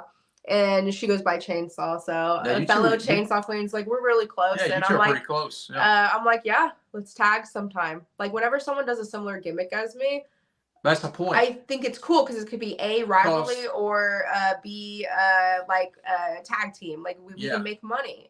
I never see someone as like stealing my gimmick. Right. And then now being the first ever female, let alone first male wrestlers to do a cryptid gimmick. Yeah. Well, when we were coming up with it, it was more so inspired by the personalities. By the Chainsaw movies as opposed to the wrestling Leatherface. But when I was a kid, so basically it was this right here. I was like, all right, so I loved Chainsaw Charlie, Terry Funk, when I was like 7 years old. I thought that was badass. Mm-hmm. Yeah. Then I came across footage of. I knew it was Terry Funk the whole time, though. That kind of. Oh yeah, that was so cool. it was never recognized it, you know. Yeah, I'm 7 years old and I'm sitting in a gymnasium with my friends. We're like, "Can you believe that's Terry Funk?" And I'm like, "Oh my god, I know." Yeah. So I thought that was cool. And then I liked when Corporal Kirshner. I'm not a deathmatch guy. No disrespect to those guys. You do your thing, but that's not my shtick. But I loved his entrance. He'd come fucking flying out of that locker room, man. Everybody's clearing. It's like Bruiser Brody with a chainsaw. So I was like, okay, so Chainsaw Charlie, Leatherface, check, love it. Texas Chainsaw Massacre, fuck yeah. So we're going to take that. And then me and Dahlia, we were like, what can we add to this? And she was like, let's do cryptids. I was like, that's a good fucking idea. Because even in 2016, like not too long ago, but still a little time and space with social media and TikTok, cryptids were slowly not really popular, but It was Not right where it's before at the now. exactly. Yeah. Like it's Because- there's so more they're so 'cause- much more popular because of TikTok. Exactly. Well, and too, because like I've been going to Mothman Fest since 2010 over in West Virginia. Man, I almost went, and then the freaking pandemic hit. I'm Dude. going. I'm Oh, going. it's a good time. It's Now. You've been going since 2010. Yep. I've been going since 2012, and then now it's like It- even bigger. And I'm boom. like, what the Like heck? it's Lucky. crazy.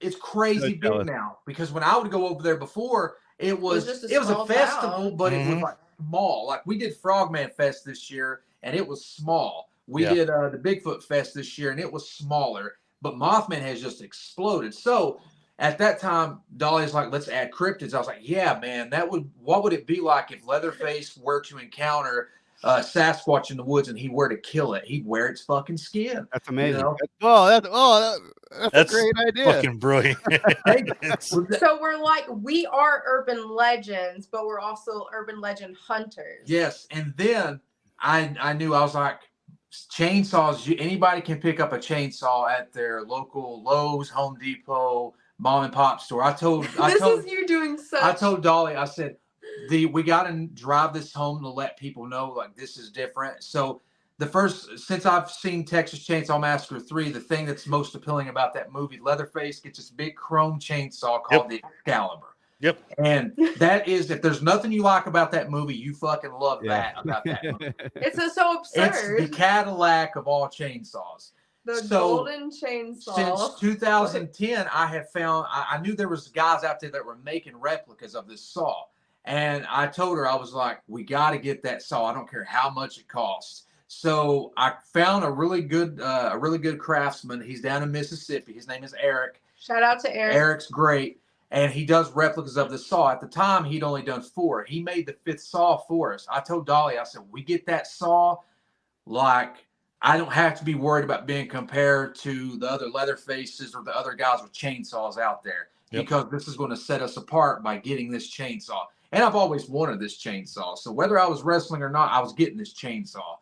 So we got it made. We paid, I think, $2,300 for it at the time, $2,300 for it. Now it's valued at, I think, $4,000 for him to make it. So Damn. we got that, and so you add in the Excalibur, Which we just got a second one. yeah, which we just got a second one. So now she's got her very own. I got my very own. It's the funniest thing ever to see a 5 foot Yeah, 2 inch 5'2" girl walking. carrying this. Like I'm Yeah. telling you, like it looks like it weighs more than me, and it looks like it's like taller Yeah. than me. So it's a funny sight to see. It's badass. So we got that saw, and we're like, okay, we got to do more with it. So when I mentioned earlier in this in the podcast that she took me down to Texas, we went to the gas station in the house from the original, and we took the chainsaw down there. And then we're good friends with the guy that actually played Leatherface in Part 3, R.A. Mihailoff. And at the past 2 years, he's used this chainsaw and signed it at Scarefest in in costume. So Do you hear me get water? yeah, you can go Oh, it's water right there in the- Kentucky. That's in Lexington. Yeah, I'm gonna go get water. just gonna go grab water. Grab me one too. Well, yeah. But I'll keep talking if that's okay with you guys. Sure, go for it, man. Yeah. So he's used it at Scarefest, like you just mentioned, Lexington, Kentucky, the past 2 years. And this chainsaw is like become such a part of us and such a part of me now. And I've tried to do everything I could to distinguish it and make it stand out from all of it. The saw is family, is it not? Yes, sir. Yes, sir. But yeah, that's kind of the origin and the basis. If I didn't ramble too much. No, you're good. You're fine. You're fine. Cool. You're making this an easy interview. No, and I Good, mean good. that in the most positive way. Yes, Like, absolutely. That's great. I mean, Well, you guys are hitting. As long as you guys are digging it and everybody else is digging it, I mean that's all that matters. No, man, we're Yeah, this is we're digging awesome. We appreciate it. This is a good time. And it's Yeah, right. great. It's great stories. Yeah. Appreciate you guys. Great stories. 100%. So let me ask you this. I have two different questions. One involving the urban legends, and one involving the Urban Legends Chainsaw Horror Championship. Hell Because all right, let's go there first. yeah. Okay. The Urban Legends Chainsaw Horror Championship. Now that has you written all over it. Yeah.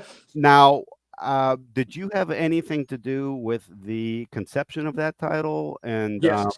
okay, can you kind of walk me through the thought process of that title? And first of all, it's the coolest title I've ever seen.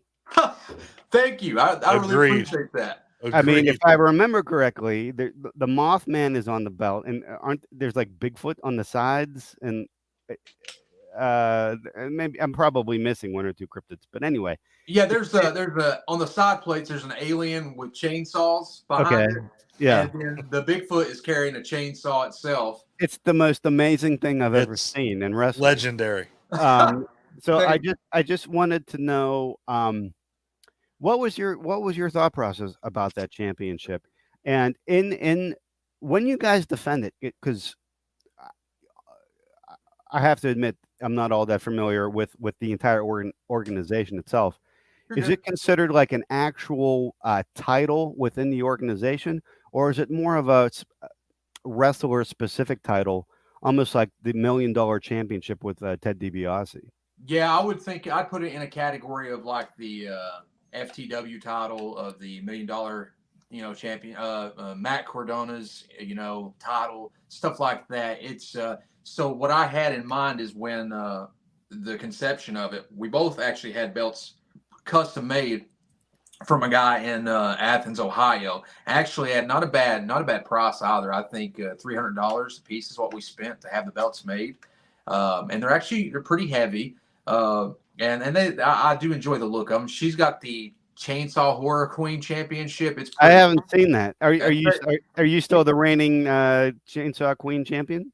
it's not been christened yet. It's not Okay, been I got it. Got it. Okay. but that's coming. That's coming. When she gets back in the ring, we got some really cool plans for that.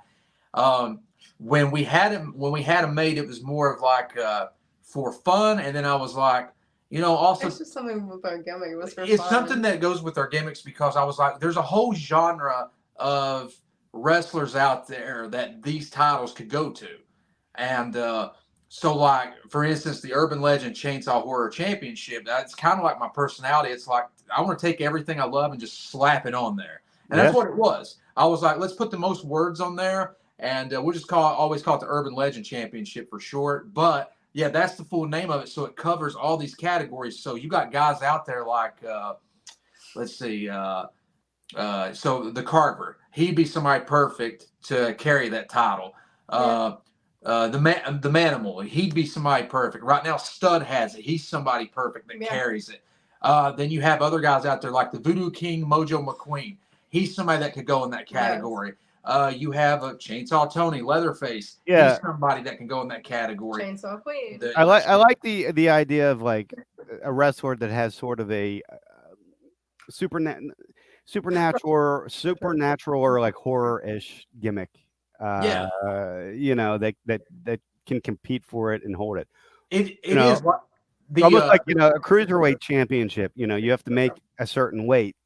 Yeah. For this championship, you have to have some urban legend moxie to even be able to challenge for it. Yeah, you got to fall in the category of urban legend, chainsaw, or horror. It's got to be something because it was the first. I was the first one to be crowned urban legend champion, and I have had a program going with the Midwest Monster Hunter, Bo Sawyer. So Bo Sawyer's whole shtick is he's hunting, monsters all throughout the independents. And he and I had a big rivalry. He beat me in the first match. I beat him in the second for the title. The third match we had was a Final Destination casket match. I lost that, but the title wasn't on the line. Final Destination casket. Yeah. Will you please tell me the rules of that match? Basically, you just got to throw your opponent in a casket and close the lid. Yep, close the lid. That was it. I mean, it was everything. It's a casket match. It was. It just I don't stick to it, and there were steel chairs. I threw him through a TV. I hit him with steel chairs. That's amazing. He almost knocked my teeth out. It was a pretty good match. We had a lot of fun. He beat me, and that happened in Indiana. So then the next match was in. I didn't defend it for a long time, but I introduced it when I used to be in FGW in Hamilton, Ohio. And so I started carrying it over there, and then I defended it in a match against Benjamin Kamira, and he was from Monsters Island. So, he's a monster. So he ended up winning it from me by disqualification.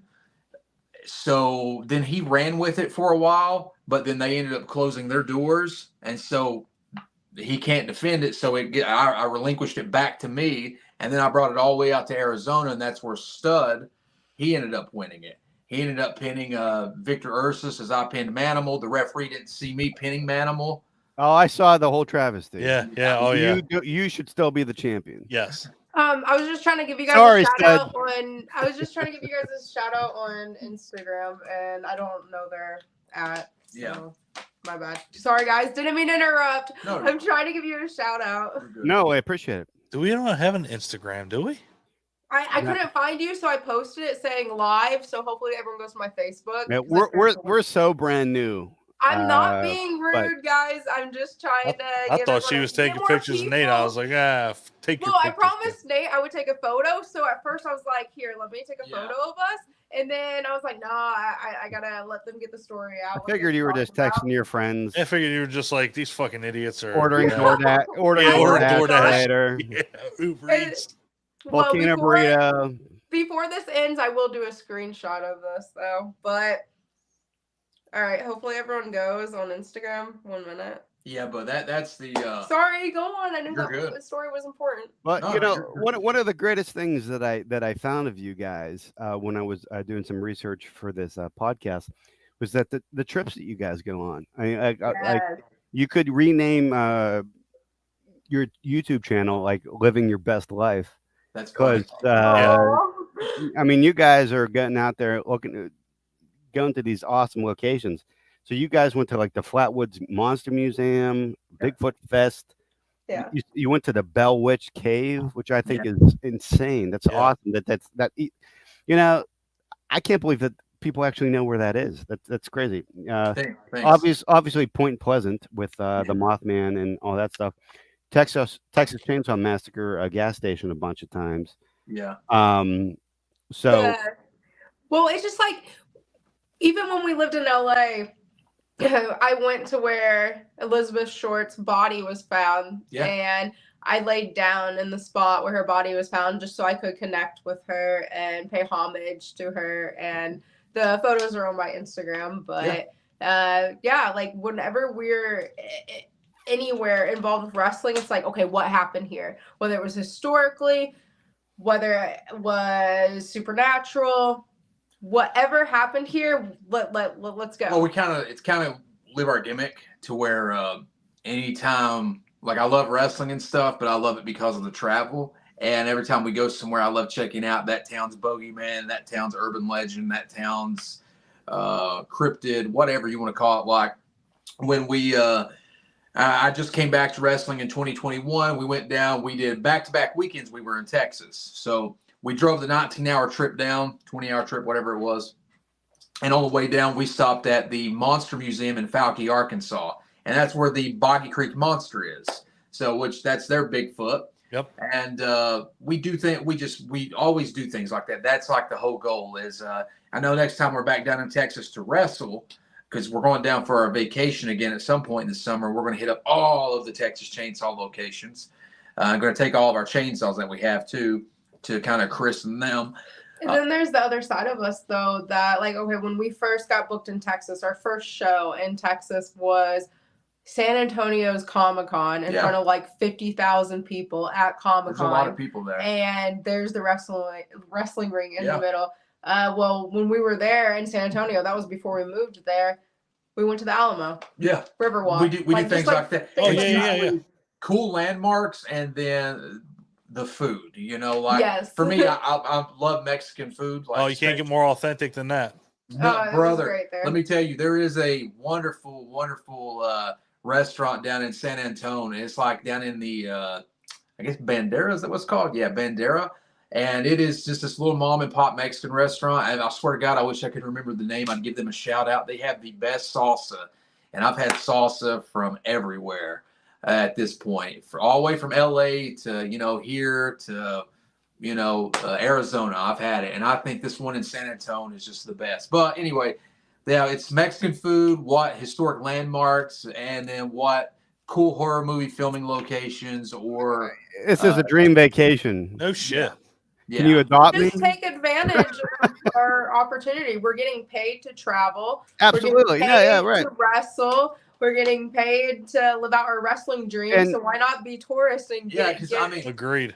Coincidentally, a lot of these places are in some of the same states. Mm-hmm. yeah, So like for you can example, you can knock them all out all at the same time. yeah. Like for example, next month I have my first booking ever coming back from my injury, and it's in Queens, New York, and less than an hour away from my wrestling booking is the Amityville Horror House, Yeah. and I'm gonna be getting a photo in front of that house, and then I'm gonna go and to my booking. And then my goal. Look at the banner behind Don. He has a whole. we're the Hamityville horror. He's got a whole horror podcast devoted to that. Yeah, we're badass. Yeah. That's badass, man. Have you been to the house? I haven't. I plan on going though. Nice. Nice. Hell yeah, man. I love I do enjoy Amityville horror. I'm not much into like I said, I love slashers. But Amityville is like one of those because it's such a classic. Especially I enjoy the first two a lot. Mhm. And I thought the remake was pretty good because there's like a couple of remakes there in the mid 2000s. Of course, Chainsaw is amazing. The Yep. remake of Dawn of the Dead, and I feel like the remake of Amityville is pretty good as well. I agree. I would agree. I would totally agree. We did want to like pick your guys' brains, just like in general, Yeah. about how you feel about how horror intersects with wrestling, and some of the gimmicks that kind of spawn from that. Yeah. Before we Go. get into that, though, I have a question for Dahlia. So Oh, shit. so Nate, I'm asleep. I'm sorry. I'm trying to wake up. you can do it. Hey, I'll have a panic attack if I drink. more That's of my you energy asleep? drink. God whatever damn, you want. don't wake up. you can turn the camera off and go get water again. I don't care. It's fine. You're good. No, like I took some Whatever you medicine. gotta do. I took some of my anxiety medicine, and then I had an energy drink. And if I drink any more of it, it'll give me a panic attack. Yeah. So I'm just trying to Well, slowly drink water. This is a safe Yeah. space. This is We are a safe space. Yes. No, I'm fine. It's just I'm either gonna fall asleep or wake me up. So All right. Wake me up before. Okay. what's the question? All right. Well, before it's gonna go to Nate and then segue to you. So, Nate, and I've been asking this about to wrestlers that we're interviewing because I'm very interested in what wrestlers they kind of modeled their style after. Not necessarily the gimmick per se, but kind of how they move around in the ring. Yeah. For you, and you might be like, dude, you're totally off, and that's totally cool. But I watched a few of your matches. I get a lot of Matt Hardy out of you for some reason, and also a lot of Mick Foley. That's awesome. So I was it's kind of like a culmination of both of those guys. So my question to you both is, Nate, like who did you model yourself after?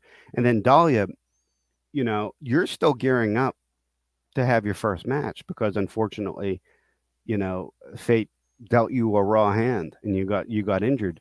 So we don't, we don't even know precisely what your style is. So are you modeling yourself after anyone that is wrestling currently or in the past? And who are you trying?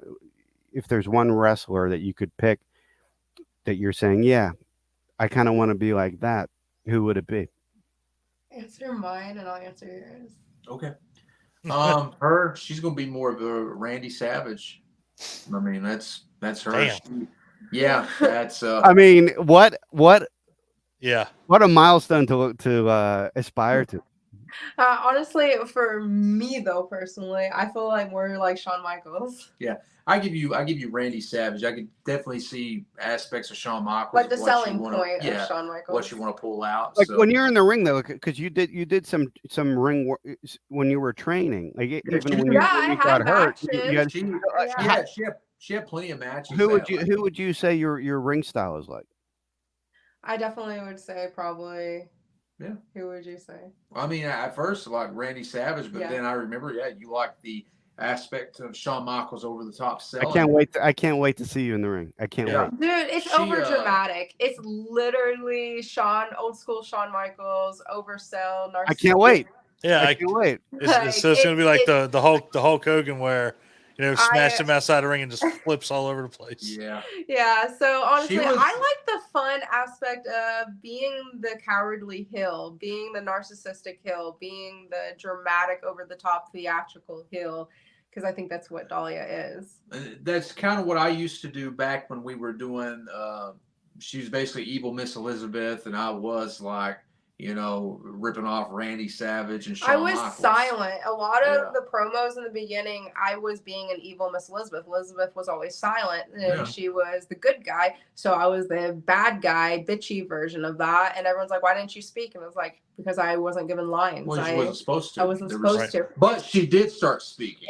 And then I started becoming more of a scary Sherry when it came to I mean, one time we were in Corbin, Kentucky, and we came out to cut a promo because I'd shattered my clavicle, had surgery, Nathaniel. and she's in the middle of the ring. This crowd, man, there was like 300 people there. She gets natural heat, and this crowd, they will not let her speak at all. They're throwing fucking money at her, like quarters and change, and we got. And I'm like, you can't afford me. Yeah. Like it was fucking awesome. Eat into it. That's what you gotta do. That's an awesome comeback. Yeah, eat into it. The saddest thing though is like I wanted to be a Disney princess growing up. I was like, I'm a Pisces. I'm so nice in my real life. And then to quote somebody when we were down in San Antonio. Oh, you can say his name. Yeah, well, no, I'm going to say his name. Okay. Somebody wanted her to turn babyface, and Sean Hernandez looked at the guy and said, "The fuck is wrong with you? Does she look like a fucking babyface?" Whoa! Damn. Yeah. I think I would take that as the highest compliment. Oh, without a doubt. I was like, noted. Yeah, right. I can never be the good guy as much as I want to be. Like, if I wasn't for wrestling and I'll say something about that. The Yeah. Alien Queen is now a Disney princess because Disney owns aliens. So Oh, shit. if the Alien Queen can be a Disney princess, maybe the Chainsaw Queen has a shot. Facts.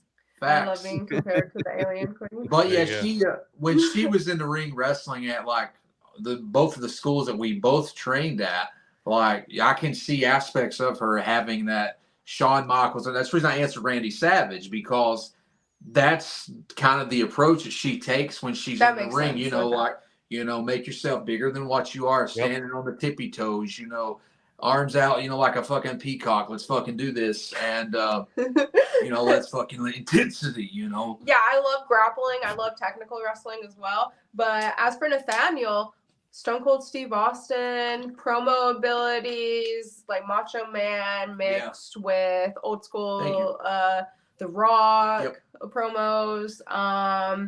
I see you being over the top like Warrior. And I love Warrior. But when it comes down to technical wrestling, probably a mixture of Mick Foley and your promos are very Macho Man like, Nate. If you don't mind me saying so, would you concur? What is it? I said your promos are very Macho Man like to me. Yeah. Just in the intensity. Thanks. And your eyes look like they're about to bug out of their face. And the funniest thing is you're super into it. Thank you. These are, and this is us dealing with, my injury. This is us dealing with our shoot job, 10 hours on night shift. So this isn't even his full potential. We're dealing with mental health. We're slowly getting started. We're like still stuck in mud. He can do so much more. And these are, I call him one take Nate, because what you see online, it's like genuinely just one take. Yeah. Like he gets the point across. His character is on point. And imagine if we sat back and marinated our wrestling. Imagine if we sat back and actually tried a little more. He's like honestly, he's phenomenal on the mic, and no one on the independent scene can touch him on the mic. Thank you, I appreciate that. I appreciate the comparison to the Randy Savage, because I do take a lot of pride in that, because it's the highest compliment. It's funny. I hear a lot of. I think the cool answer for wrestlers nowadays, especially the ones that they got to get to Japan and they want to be like either the Young Bucks or Kenny Omega, and they want to be like those guys. And there's nothing wrong. If that's what you want to do, that's your thing. But I think everybody's ideal and concept of wrestling, the cool answer is, yeah, I want to be like Dean Malenko and Chris Benoit. And that's fine. That's, you know what? Because that intensity and the technical aspect of those guys in the ring, yeah, that's something definitely to strive to be like. And I get that. But I think it's become such a this is the cool answer and this is what's expected, you know? Mhm. Like, because anytime I hear somebody say that, like, because there was one guy I knew, like he was definitely like a big CM Punk mark, but he would always answer, "I'm such a Chris Benoit," and it's like, dude, you wrestle and act nothing like him, let alone look nothing like him. Right. And so I think that's just become such a cool answer. And for me, like my answer is always like, "Who's your favorite?" And I'll be honest with you, dude. Okay, I'll give you my top 5. This is it right here. Stone Cold, The Rock, Randy Savage, Goldberg, and Ultimate Warrior. And the reason I love Goldberg and Ultimate Warrior, because you would hear those guys that answer Benoit and Dean Malenko, they get pissed off and offended. Those guys can't work. Okay, but those guys were great characters. Those guys were intense. Those guys were great promos. I don't care what anybody says about Warriors promos. I don't care if you knew what he was talking about or not. They were fun to watch. The dude was Nobody jacked. cared when you were a kid. Nobody cared. No, dude. And like when you see Goldberg, you're like, oh my God, this dude is a freak. Like, so for me, that's what attracted me is that aspect. It's the guys that could talk. So I never watched Warrior and Goldberg matches to be like, I need a 5-star, 7-star match. I ain't fucking worried about that, dude. I want to see that intensity. And I want to see that storytelling with them. I feel I want like to see them smash somebody. You know what I mean? I feel like it gets lost in today with wrestling. Yeah. The people get lost with the let me get to my next spot. Let me get to my next spot.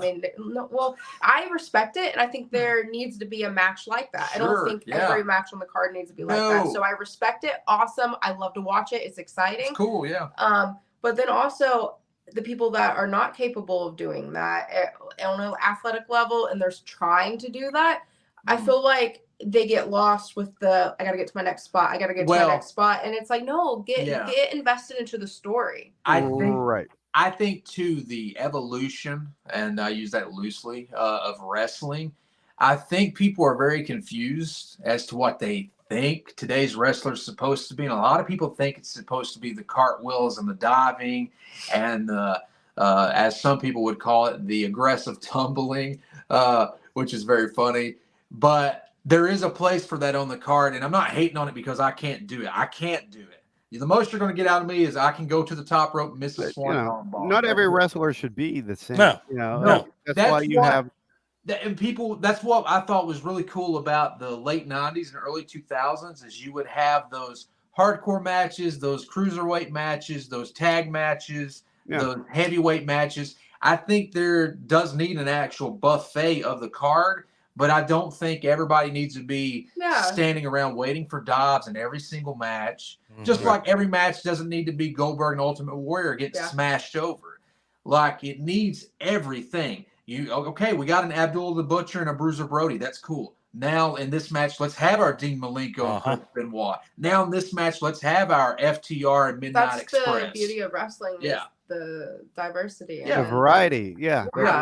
That is sorely missing today. The biggest problem is the rosters. The rosters are so bloated that you run out of time. I mean, why on earth would Monday Night Raw need to be 3 hours long, and you still have the same rematches you had last week?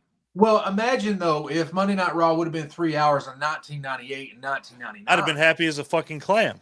Dude, there wasn't a time, and I'm 9 years old, and I'm popping for Taka Michinoku. You know what I mean? I'm popping for Al Snow as a 9-year-old kid. Hardcore Holly. Yeah, oh God, yeah, Hardcore Holly. I'm popping for everybody that's coming out. You know, there wasn't anybody on the card I wasn't happy to see back then. Exactly. And I think everybody now has it's very one-dimensional, unfortunately, and it's too much of one thing when we need to like everybody back then, 80s and 90s and 2000s, like everybody was over.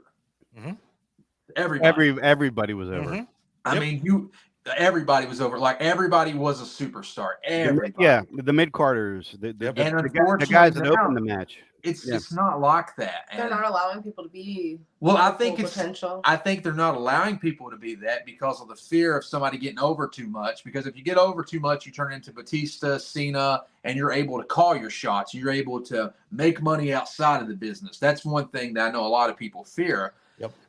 But I mean, like right now, you take somebody like LA Knight. LA my Knight. God, Boom. He's on a rocket, right? He's Bro. strapped to a rocket right Dude, now. he's got a rocket. He's got a bottle rocket up his ass. That dude's going. That's wrestling. Yes. That LA Knight is wrestling. Yeah. And that man deserves it, man. He does. That fires me up hearing you say that. Yeah, Oh, dude. that is wrestling. That man. No, is he's wrestling. I get it. amazing, and I know because I've been following him. He's actually from Hagerstown, Maryland, which is really wild. Well, we know the guy that trained him, Cody Hawk. We worked for him, you know. Yep. Like I've been around Cody. Cody's a great guy. I put Cody on that level of Rip Rogers. Cody knows his stuff. He trained Moxley and Sami Callihan as well, you know. So it's those types of guys that's wrestling. LA Knight is wrestling. Cody Rhodes is wrestling. Yep. Brock Lesnar is wrestling. Yeah. As much as people want to bitch about that, yeah. Roman Reigns is wrestling. Like that's wrestling. Yes. CM Punk is wrestling. FTR is like that's what I'm getting. Oh my God, FTR. Jesus. Yeah, dude. And there's like that's my style of wrestling. I love that stuff, man. And I just think everybody something happened over the past, I guess, 10 years to where, or maybe the past 6 years, I don't know, to where it became more about, I'm going to do dives. And, you know, that's fine to do dives. That's fine. Love them. Yeah. Awesome. They have their place on the card, but I don't think everybody needs to. Not every match. No, Yeah. you need, you know. No. Like I said, if I had 10 matches of Goldberg and Ultimate Warrior in a row smashing, I'd be like, okay, this sucks. Right. You know what I mean? Like, let's change it up. Give me that. Like Dolly said, the diversity. I mean, you have your cruiserweights, your hardcore. Like you said, in the 90s, you didn't care who came out. You didn't care what match they were in. They were, you know, you saw the Dudleys against the Outlaws in a dumpster match. Like, sign me the fuck up any day of the week now for somebody with a dumpster match. That's what I'm saying. Goldust, Val Venus, you know, like all those Steve Blackman. I love Steve Blackman. Dan Severn, come on. You know what I mean? Yes. Like, everybody was over. Like I said, give me that Dean Malenko match, then give me that Kenny Omega match, then give me that Ultimate Warrior match. You know what I mean? Then give me that CM Punk match, then give me the Young Bucks. You know, whatever. Like give me everything. I don't need the same thing over and over and That's over. why I think AEW does a little bit better of a job than WWE, just because, like, say for instance, like last night with Blood and Guts. You know, you have the Blood and Guts match, which is like War Games, but you know, it's just the people you have in. I mean, you got Moxley, you got Omega, you got the Bucks, and I like what they do with you know, New Japan, how they do the Forbidden Door and they bring people from New Japan. You'll never have that in WWE just because. No, you won't, and that's what makes AEW a very good alternative. I do like a lot of the stuff that they do. You know, I like a lot of things that they do. I like how a lot of times I like the way they structure their card. I do, and I think we need more of that, more of the buffet of things, more of the kind of how things used to be back in the day. Definitely. But and I think too, like we were talking about the connection between horror and wrestling. Like, there's a time and place for me to watch a Friday the 13th film. I'm not watching Friday the 13th for an Oscar-worthy film. You know what I mean? Like right. I'm watching to see Jason Voorhees kill everybody. There's a time for The Shining. Yep. And there's a time for a chainsaw. There's a time for a chainsaw. Yeah, there's a time Very for well the Silence put. of the Lambs. And then there's a time for Shawshank Redemption and etc. There you go. Yeah. There you go. It's a good comparison. So before I do want to get your opinions on some horror gimmicks of the past and present. But before we do, I'm always curious about a wrestler's how they create their wrestler. And Dahlia, we haven't seen you wrestle yet, so I just wondered, do you have a finisher, or are you still working on that? Tell them mine. You Okay. can go in better detail because I don't I'm know gonna be like, boo, boo, boo. Yeah, I don't know the. she's got two things. One of them is the Okay, so with the Joker, this She is our knows. relationship. She No, knows. I want to tell the That's backstory. fine. You So, can. I'm good with that. It's yours. everyone thinks the cuts are from the Joker, but it actually is from the Black Dahlia. So the permanent smile. So I was thinking about like always like trying to fish hook people. Yeah. So then I Basically, go into the coming up, fish hook, backstabber can turn Oh, into. So like a turn into camel clutch commission if type you of a thing, but in the mouth. want. yeah. So I always wanted I love to it. Do it. I love it. That's like the I- camel clutch and the mandible claw. Yeah. I Like always combined.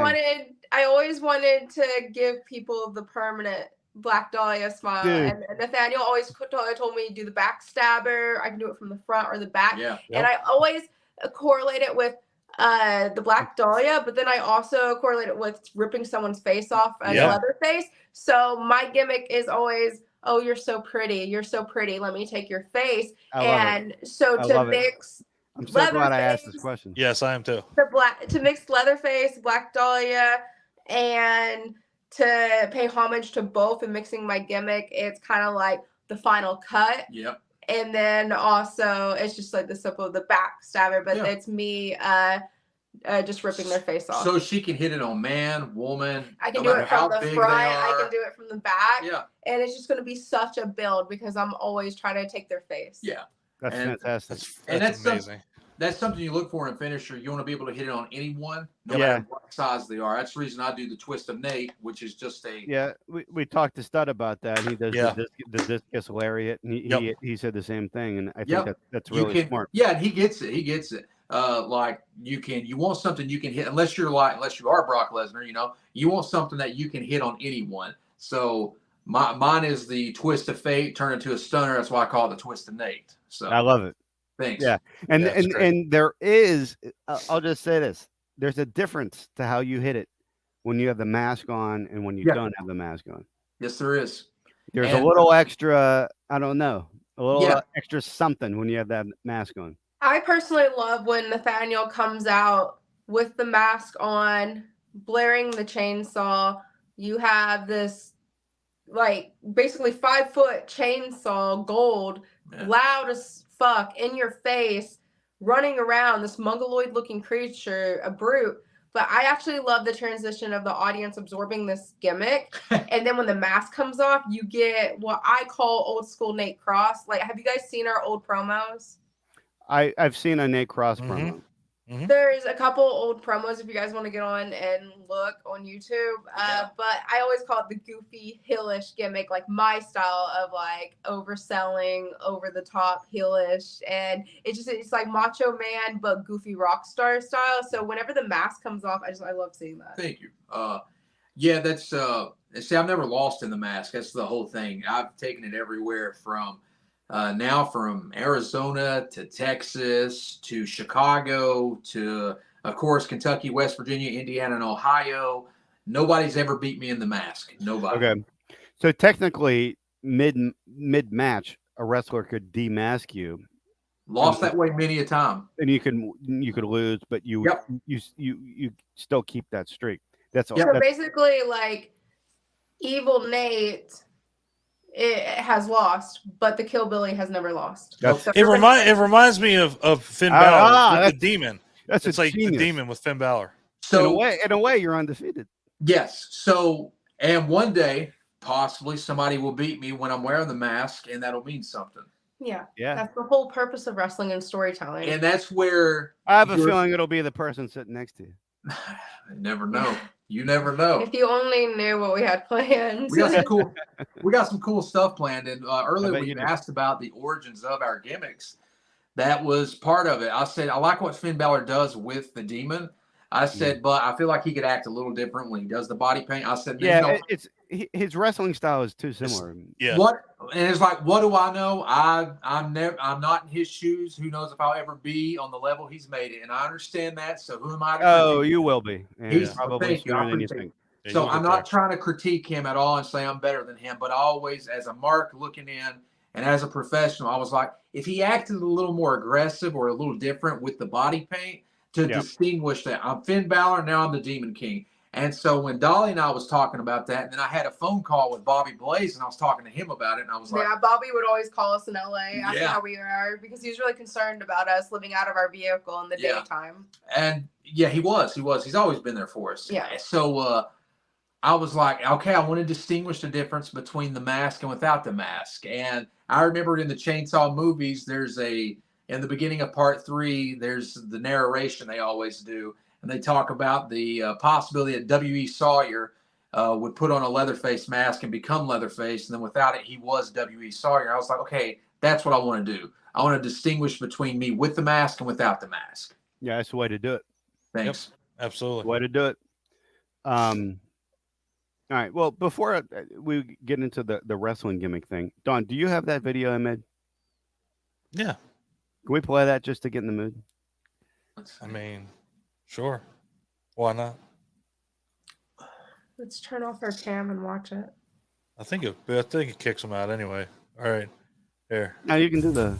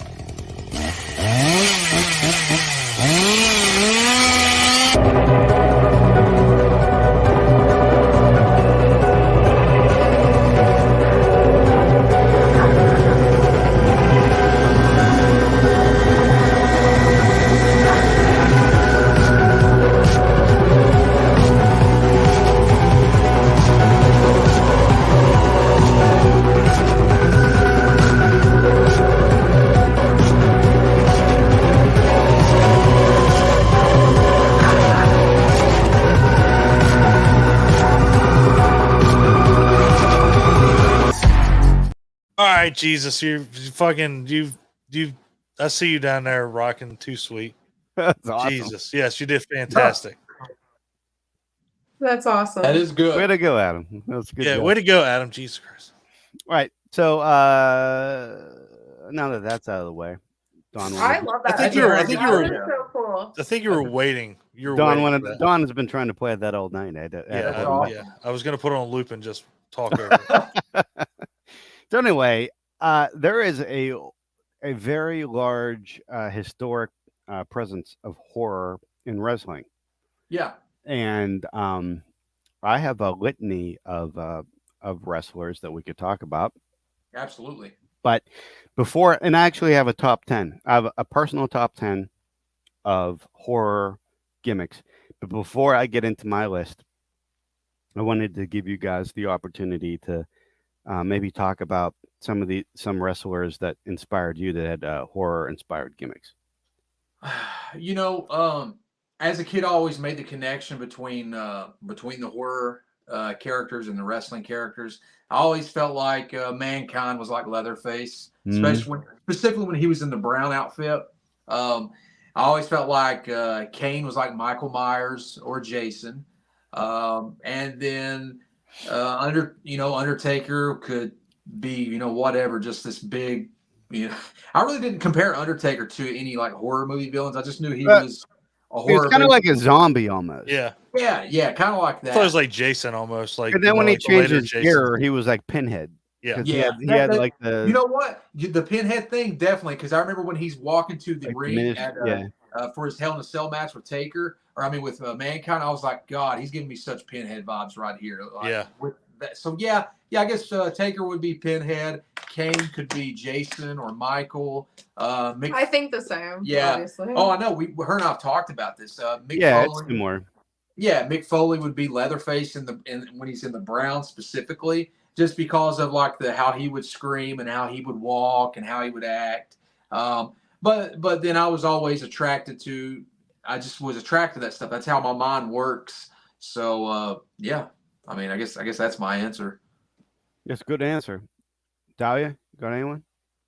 Honestly, besides Undertaker and McFoley, it was probably I just like more classical horror. So I did too. I feel you always liked the simple heel in professional wrestling, and I didn't bring horror into wrestling just as the Black Dahlia. Give an example of the simple heel. A simple heel would probably be when, wouldn't you say, perhaps Triple H when he was the gentleman? That's like perfect. That's kind of like, he was or maybe Hunter Nature. Hearst Helmsley. Well, how about Nature Boy Buddy Rogers, or any of those old school? when you say simple heel, I think of like your old school heel. That pretentious, is that the word? Simple heel. Yeah. So more like basically when a I ref. think robes like McFoley. Yeah. Or wait, did I say that right? Or think of robes. When I think of robes, like you think of like Ric Flair. You think of Ric Nature Flair, Boy, Buddy Rogers. Because we were just talking about McFoley. Yeah. That's why. But you think of that when you say old school heel, old school heel. More of a classical, like just straight in your face, pretentious. That makes me think of Psycho Sid. Yeah, Mr. Perfect, Rick Rude. Yeah, you can look at a lot of those guys, and you could take a Psycho Sid, like you just said. You could take, even a Rick Rude, and you could put them in a scenario in a movie, like a Cape Fear movie, which they can bring us to Waylon Mercy. That can bring us to Bray Wyatt. Oh, he might be on my list. He might be on my list in top 10. Yeah. But also, like, I was always the kid that, like, whenever you watch movies or watch a TV show, I always get excited when the commercials started to play Halloween commercials, like selling candies and stuff, or Halloween. Absolutely. So Disney Channel, they start advertising the Disney movies that were like. I still get excited about that. My mom's dated a vampire, and just like all the under wraps, Hocus Pocus. So you get excited when these are being advertised. So when it comes to professional wrestling, you have all the different gimmicks, but then it kind of like perks your interest, and it's like, oh, it gets exciting when you hear the Undertaker. Yeah, it does. Well, it's like spooky. Well, what happens when you watch Star Wars and you hear Darth Vader's music? Yeah, it's like, for sure. It's like shit's about to go down, and even if you're as much as we are scared or not scared, as much as we all root for the good guy, and we do always want the good to prevail. We go watch Friday the 13th to see the hockey mask. We go watch Star Wars to see the helmet. You know what I mean? You have to hear the breathing. You have like let's look at that as Jason Voorhees. You have the stereotypical all the different gimmicks in a camp. You have the final girl. You have the other girl with the push-up bra on. You have the jock and then the nerd. You have all the different wrestling gimmicks, but who are you really there to see? You're there to see everybody loves a good heel. Yeah. I mean, why do you think MJF works so well? And I must brag on you. I compare your promo abilities to MJF. Like I appreciate that. With a little tuning and with you actually trying and practicing and not just doing one takes. Yeah. I would love to see you like on a grander level, because I dare say you're probably better than him. Well, I appreciate that. I think I could hang with him. I'll be honest. I think I could to toot my own horn because I know what I am capable of, and I'm by no means a technical savant in the wrestling ring. But I do think on the microphone I could hang with anybody that's on 100%. TV. Some could probably smoke me because you can get me, because there's been times, man, where I have like failed, like when I was doing the OVW, when it was the TNA developmental territory, I did 2 days in a row. I did fantastic ass promos. Got a compliment from Rip Rogers, and it was in front of the entire class. I did fucking great. And then we're having a class in Eugene. Nick Densmore comes in, and I get up and cut a promo, and I fucking bombed. I was like, I don't think it was that bad. Oh, he's over dramatic. No, he's over dramatic. It's not as bad as others. It's not the worst. No, it wasn't the worst, but it fucking bombed. Also, well, that's the one that sticks with you, is the one that didn't work out. Yeah, that's the one that sticks in your mind. Not the hundreds of ones that you nailed. Yeah. Get this, guys, and I must brag on him for a minute because I was there. his first promo in front of all the class. And then remember, this is during what was it called back then? TNA, it was It 2012. was Territory League. I think like basically NXT for WWE right now, Yeah. but that was what it was for TNA. So you got all these people in TNA there. Buff, Rob Terry, Tech. you know, he's You got signed to a Rob contract. Terry, Jesse Taylor Goddard, Taylor Hendricks. and then there's Nate. So Nate gets in front of all these people and cuts a promo. Amazing. I'm in the corner reading my book, you know, because like I was just like so artistic, I guess. I don't know. I'm just in the corner reading the book. Like I think it was like Twilight or something. And Nate cuts an amazing promo. Everyone's like, oh, and all the students are timed, you know, because you gotta, it was just like, you know, you gotta practice, but it was all like on the fly, all just whatever you can come up with. So when Nate sat back down, say what Rip said and then say what the guy said next to you. So I cut the promo, and then I'm going to tell the second part of this too, because there's something that happened like the very next class, and it was hilarious. Yeah, oh hell yeah, I'm going to say that. So we had I cut the promo. Nobody ever heard me talk before. Rip goes, and Rip's over at the announce desk, and he goes, "That's a pretty good promo." And I sat down beside a Joe Coleman, who's this big fucking jack guy. I think he goes by Weapon Flex on the indies. A really cool guy. He loves like X-Men and shit. He's very cool. Nice. And I sit down, and Joe leans over, and he goes, "He never says that to anybody." And then I was like, fuck. Yeah. So apparently, too, I think I made an enemy because, not out of him. He was always nice to me. So the next class, this motherfucker gets up, and I can't even remember the motherfucker's name. He stands up to cut his promo, and he singles me the fuck out. He says, "We already got a rock star here. We don't need another." I said, "This son of a bitch." Wow, he said that. Wow. Yeah, no, I was thinking to myself, I was like, "This son of a bitch." No, I mean, he said about the rock star thing. Yeah, because I was playing a rock star. You're literally at the end of class, at the end of all the stuff that he has you do. You sit down and you cut promos. You stand in front of the whole class, cut a promo. You're timed. And then this guy just decides to get up. So this son of a bitch, and single Nate out. The next class, he singles me out because Ryan Howe was part of OVW. He comes out and plays the fucking guitar and stuff. He was on Tough Enough 2011. I forget what his name was on there. Or not Ryan. Was that his name? Yeah, Ryan Howe. Yeah. So this motherfucker singles me out. I was like, okay. Like we have another rock star referring to the Ryan guy. So the Ryan guy played guitar. My rock star gimmick, I came out with a microphone stand, had scarves around it. I cut my promos on that bitch. You know what I mean? Like you're the lead singer. A shitty Steven Tyler. Steven Tyler. I was a shitty Steven Tyler, you know, thought I was better than what I was. So I was like, okay. And I get up and I cut my promo and I do my whole shtick. I was always like, "Baby, you one of the best, you got the best, the hottest front man in the land, wrestling's only rock star. The not so typical, I ain't never been hypocritical, so far from fictional, they call me the modern day miracle. You want to know something? People get up here and they talk about it and they want to say that, you know, I'm not the original rock star. Well, here's a funny thing. Elvis Presley came in the 1950s. And then when you get to the 1960s, a little group called the Beatles showed up, and they were just a little bit better than the original rock star. So you can talk about Elvis all you want while I'm doing the thing called the Beatles. You know what I'm saying?" And I said, "You can do one of two things about it. Nothing and deal with it. Bay. Not bad. Yeah. Good shit.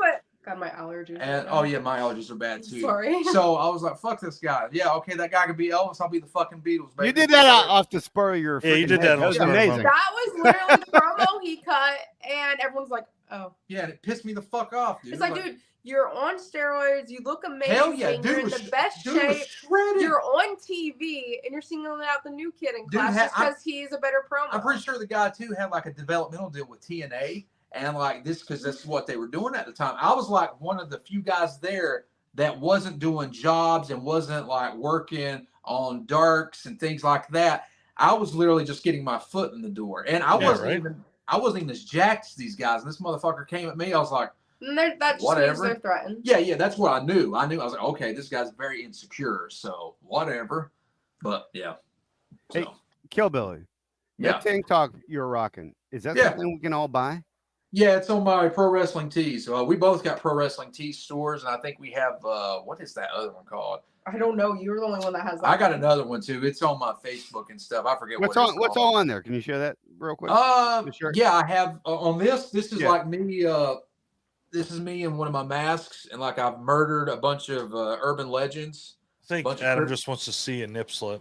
Yeah, well, there's Well, that wasn't really my There you go. intention, but there That it was mine. Nate's Sorry. not wearing pasties. I was like asking. I am. I was asking for a friend. No, that's badass. That's Thank great. you.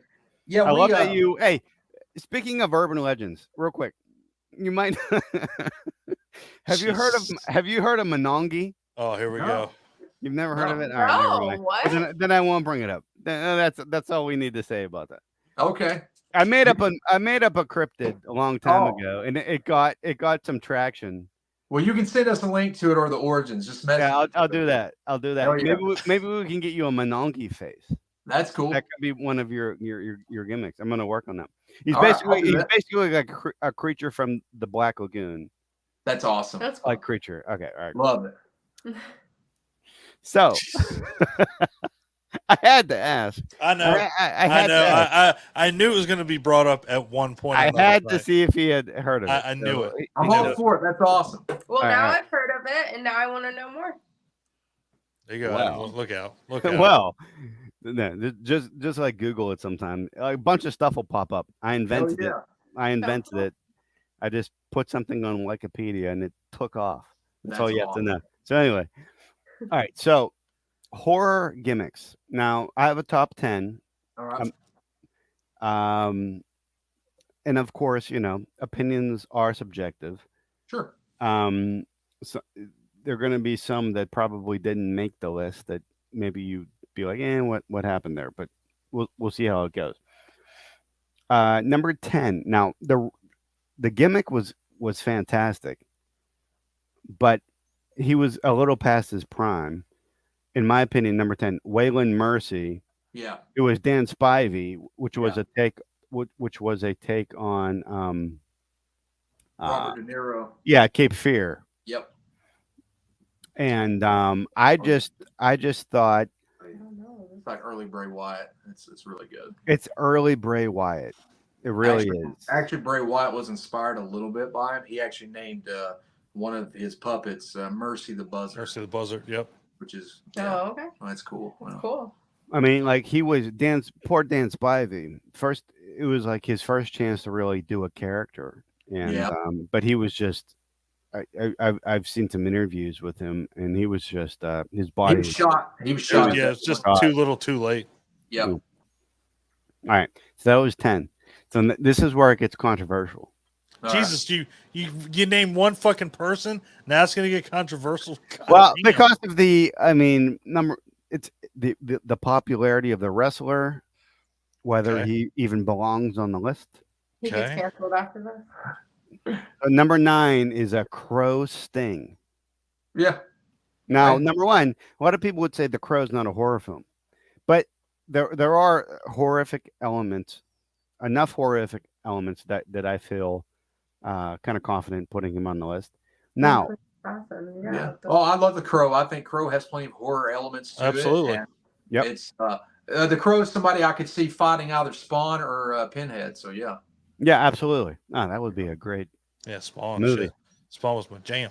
Now, I mean, some of these other gimmicks I'm about to say, I mean, they don't surpass what Sting did, obviously. You're just talking about gimmick wise. You're not Yeah. talking I about mean, Sting's an icon. Yeah, I know. he is the icon. But no, I went strictly with gimmicks here. That's fine. And that's why I'm pretty confident in number 8, Doink the Evil Clown. Yeah, I'm Of down with course, that. Pennywise. Yeah, Dude, absolutely. I mean, I don't know how, but he was the first evil clown in wrestling. Yeah. Like I how mean, does somebody not? I don't know because I If was you look at it too, he was was the only one And to this day. Honestly, when he Yep. turned face, he sucked. yeah, Yeah. of course. But when he was a heel, like everyone was like, "What's this guy?" And his theme song was cool. It was like Yep. the carnival music that turned into like evil laughter. Evil, yeah. completely agree. I completely agree. Yeah, it was just cool. All right, so 7, Gangrel / Yeah. the Brood. Brood. Yeah. Yeah, hell yeah. Now, has there been a more iconic entrance or theme song? As far as I love it. Yeah, as far as success, Rising up fire, from the No. ground with fire, that fucking synth, which was incredible. Oh yeah. I mean, that was just a really all right. So let's get a little old school here. hold on. Oh, Did you know that Gangrel actually burned his fucking foot on the fire when he was trying to get out one time? Awful. Like he went to get out and his foot got caught on the ramp and it All got right, caught right in the fire. Damn. And he was running.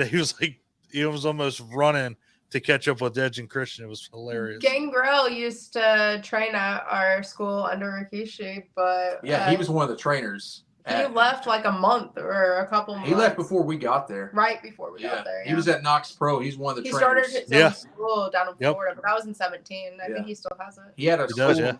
Yeah. there wasn't enough blood from the drink. You had to take off. Didn't he? Didn't He he? heard we were coming and left. Yeah. No, I'm joking. Didn't he have That's probably- surgically implanted fangs? Like that shit was real. I It don't didn't know. come out. What? I He No, didn't. I don't No, think so. no, he didn't. I heard he had cosmetic No. surgery for that. No, That's not true. I'm friends with him on Facebook. No, he doesn't have. I Fans. want that to be true. All right, fine.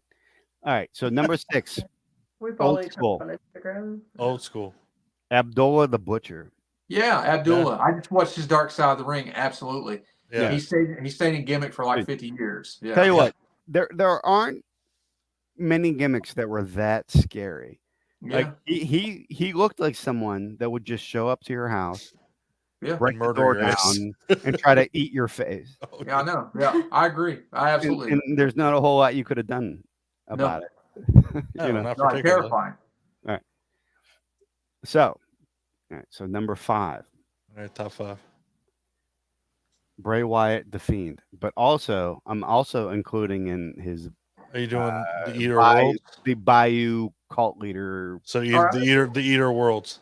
Okay. the Eater of Worlds. I feel as though Bray Wyatt is an excellent promo, and I feel like he's a master of his craft when it comes to being a performer and an artist, like telling a story. I think he's really Yeah, solid. he's good. I think I've loved him since he was part of the Nexus and he was Yeah. in NXT Husky. Yeah. You know, but it's Yeah, he's got a certain vibe. Yeah. I just think he's never been given the opportunity to shine. I mean, they could have taken the Fiend so far, Yeah. you know, they could have. but let's have him lose. Not to when you're Goldberg. dropping them out. Let's Not have when him you're lose to dropping 'em out. Goldberg. Yeah. Yeah. I mean, in all seriousness, he should have beat Undertaker.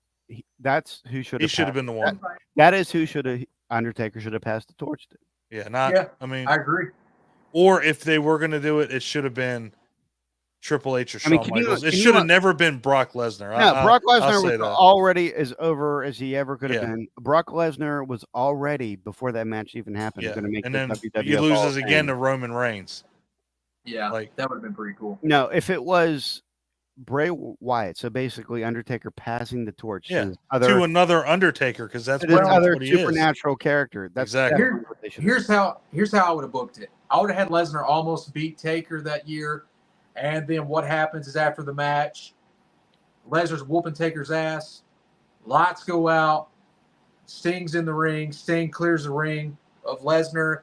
He backs up. Undertaker stands up, backs up. They hit back to back. They turn. They face each other. They both look. They both look at the WrestleMania sign. You start another year build to the next year. You Taker and Sting. You have Taker beat Sting. Give Sting wins all year, leading to that WrestleMania match. Taker. We had the dream match where Taker beats Sting. The next year, you have Taker beat Cena or Roman, whoever you want him to beat. Yep. Then after that, Bray Wyatt beats Taker if you want the streak to end. And there you go. I'm totally for it. No, I I'll love be it. totally for it. All right, number 4, Papa Shango. Oh, yeah. Oh, yeah. Now, dude, like he Making kind of Warrior bleed. Yeah, into a that's cool. joke later, but like, no, he was scary, man. He scared the piss out He's of cool. kids there. He did. Yeah. All right. Number 3, I have Mankind. I mean, you can't have this Yeah. list about Mankind. He Brown definitely- Mankind. Brown suit Brown- Mankind. brown. Well, Mankind. I thought it was interesting that you said he was more Leatherface when he was in the brown, Yeah. because like when he was corporate Mankind, he had the tie and stuff. Yep. Yep. And I used to think that with the tie because of Leatherface. yeah. But then I was like, well, he's too relatable that way because he's talking and Yeah, he's more yeah, maybe that's I get it. civilized. Yeah. So number 2, I have Kane. Oh yeah, hell yeah, Who was the Jason / Michael Myers of yeah. the Attitude Era, and He then looked like badass. Yeah. so, I've said this in the other top 10s that I've had. Like this top 10 would not have any merit if you don't put this guy at number 1, and it's the Undertaker, of course. Yeah. Yeah. He's the epitome. He's the one gimmick to where everybody's like, okay, we know he's not really making lightning shoot, but we don't care. Yeah, it didn't matter. No, all Didn't matter. believability went out the window, but we did Yeah. not give a shit. You don't Yeah. care. Like everybody else on that list, you would actually be like, you'd scoff at it if they did that. But he's the one that you will suspend your, disbelief for. Yeah. I'm Oh yeah. surprised you left Boogeyman out. Oh, Boogeyman, yeah. Let me clear up honorable mentions here. He was on the honorable mention list. So the Boogeyman was on my list. Yeah. Now, Asuka's on my list for her current persona, which reminds me of the Grudge. That's Okay, cool. that's That's cool. very cool. I don't know. You guys probably remember. You remember Abyss? Mm-hmm. Yeah. I have him on my honorable mention. Yeah. He was such a Kane knockoff. He though. was Like, a Kane knockoff. He's like without a Kane and doubt. Mankind put together. Yeah, Exactly. Vampiro. I have Yeah. him on my honorable mention. Yep. Now here's one. Wrath and Mortis. Now I forgot about them. they That's cool. transitioned into Atom Bomb and Canyon. That's So, cool. Yeah. Not everybody really remembers them because it was kind of short lived. Now, Dr. Isaac Yankem. If we're gonna talk about Kane, you got to talk about Isaac Yankem because that was Killer pretty much Dancer. like, yep, Dr. Giggles, I would say. And then this one's kind of weird, and I don't know if you guys would agree, but there's 2 wrestlers that are kind of like American Psycho-ish: Sami Callihan and Karrion Kross. Okay, I see that. So I definitely see that with Karrion Kross. Yeah. I love him and Yeah. his girl. Yeah, in the Scarlet. Yeah, there Yeah. is. You guys- Scarlett's great.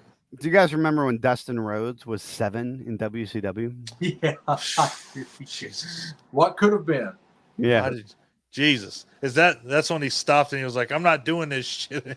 Yeah, that was that. That was very funny. The other honorable mention I had Dungeon of Doom, obviously with Kevin Oh, Sullivan. there you go. You got Kevin Thorne and Mordecai. I had Mordecai on Yeah, there actually. Kevin Funny. Thorne. Yeah. And then lastly, this is like, hopefully Manimal doesn't tear me apart for this.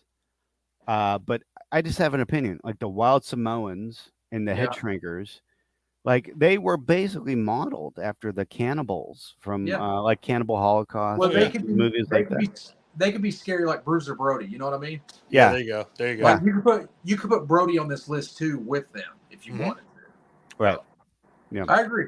Those are good lists and really good honorable men. I would have chosen everybody you guys had on there. Nice.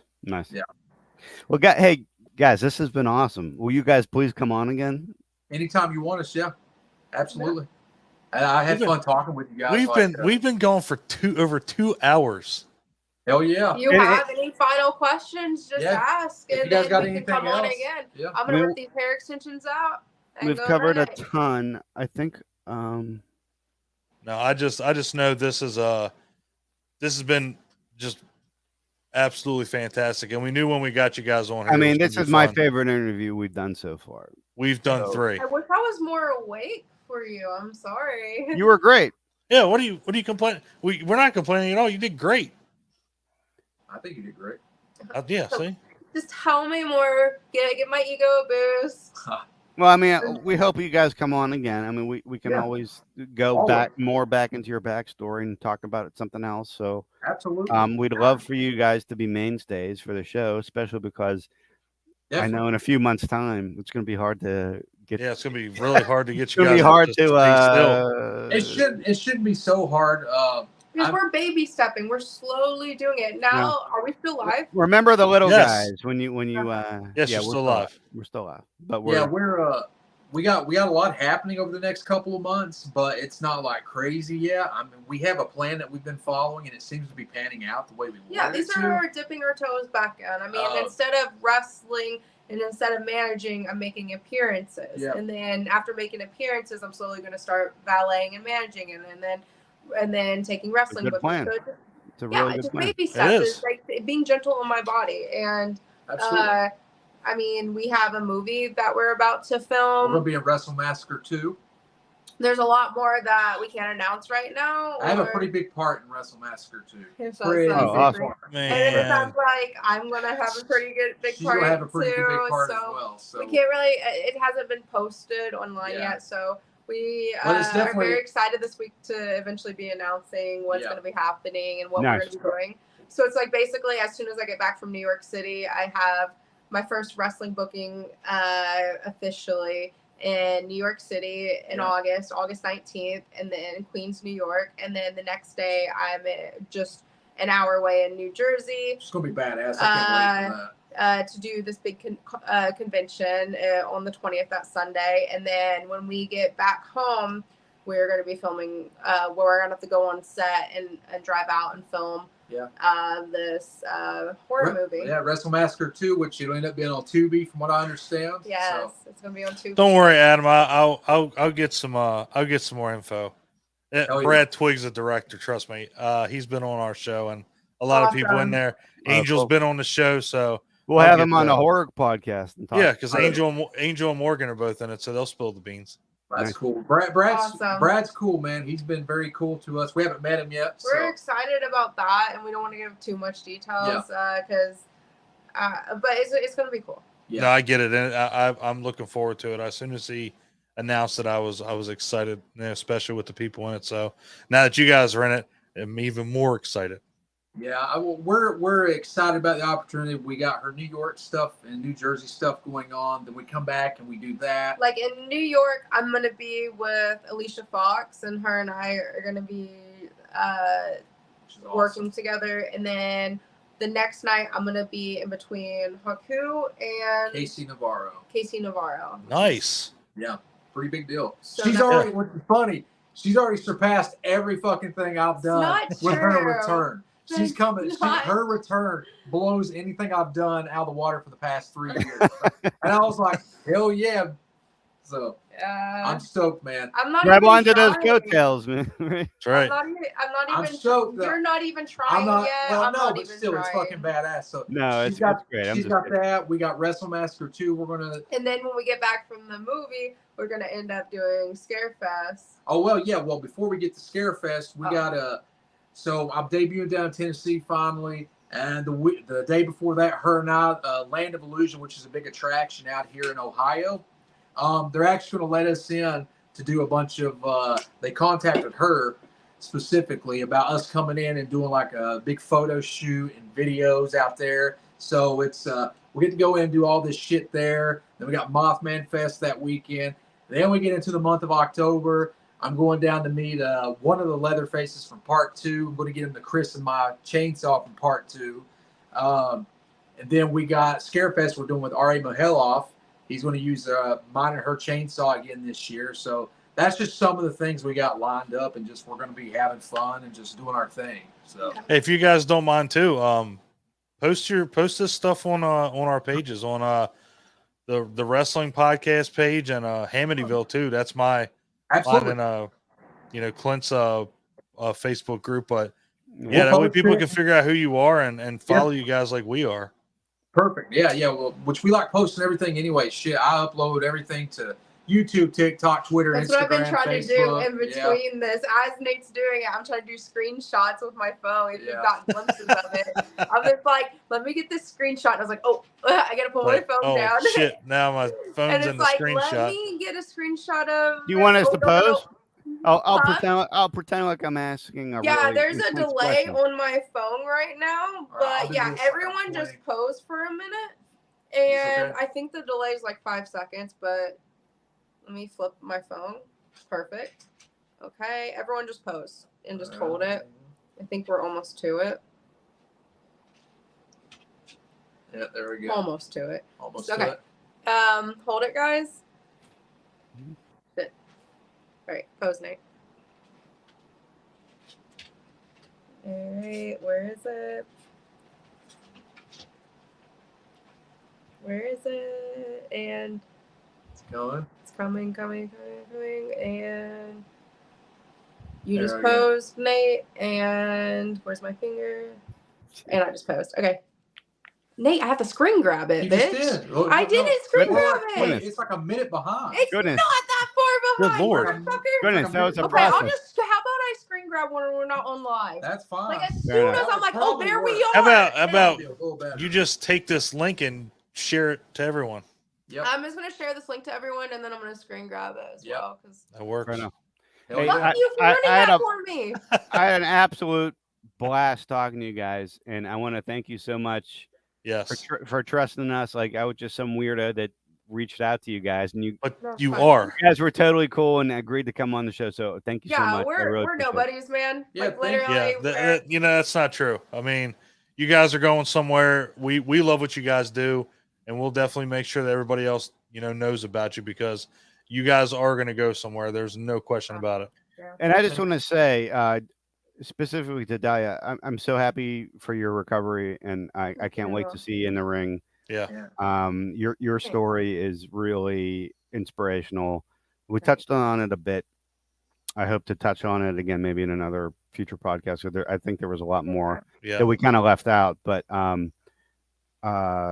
what you went through is something that not a lot of people have to. So that's really yeah.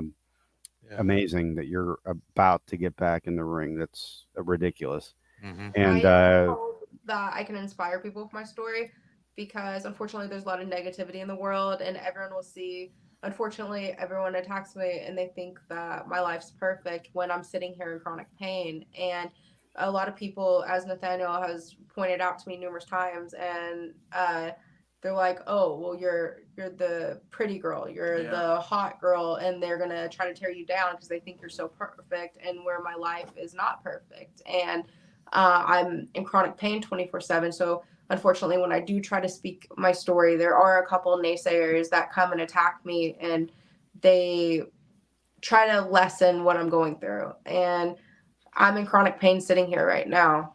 And I realize I'm not hydroplegic. I realize I'm not, what is it called? A paraplegic? I Or think so, a yeah. Mm-hmm. Well, anyway, Paralyzed. I'm not paralyzed and I'm not an amputee, but I'm in chronic pain 24/7. if you're in pain, you're in pain. You're in pain, yeah. And it's on the bottom of my feet. It's what you're putting all of your weight on. So Yeah. I chose to get out of that wheelchair. It took an entire year to learn how to walk again. So when I say my story and then people freak out on me, those are just negative people. But Well, like Nate said, fuck them. I mean, that's what it comes down to. And I try to even though I am a heel online with the Black Dahlia, I do try to manifest positivity and tell people, like, this is my story. I got out of that wheelchair. I taught myself how to walk again. I taught myself how to run again. I taught myself, instead of living off the government, which there's nothing wrong with it, but instead of taking a check and giving up and sitting in a wheelchair, I never gave up. And I work a full-time job. I make almost 20 an hour working a full-time job. 10-hour night shifts on hard concrete, and my feet are killing me. And then I go to the gym, and I've never quit to the point where I'm going to be wrestling. And I hope some little kid could be like, even though maybe my mom and dad are in my ear saying it's impossible, she did it, so I can. Yep. There you go. Boom. So. Yeah, no. And that's how everybody should think. That's right there. I mean, doesn't matter the naysayers, the negativity. I mean, just keep doing what you guys are doing and fuck everybody else. That's what I always tell myself is, you don't know what I go through. You don't know any of my personal life, and I'm not going to tell you, and don't just assume, because you just don't know. So no, I applaud both you guys for what you've done. Thank you. Absolutely, breaking the barrier and saying, screw everybody that's ever doubted us, and we're just going to keep doing what we're doing. And I hope you do. Exactly. Like, everything if you're a comes good around. person, you're not going to be one of these people that are getting canceled. No. If you're a good person, then it doesn't matter what people say, because the truth always, like the snakes eat themselves, and the truth always comes out. And when everyone's like, well, what about us? The cream always rises to the top. That's right. Yeah. It's because just being a good Free. person. Freak you. That's right. Truth will set you free. That's right. Yeah. Well, guys, thank- you thank go you, guys. you go rest. And we will talk to you very, very soon. Yeah. Yeah. Thank you All guys. right. for Bye, It's been a guys. blast. Thank you, guys. Great conversation. Thank you very much. Absolutely. Thank you, you. guys. Enjoyed it. Bye. Bye.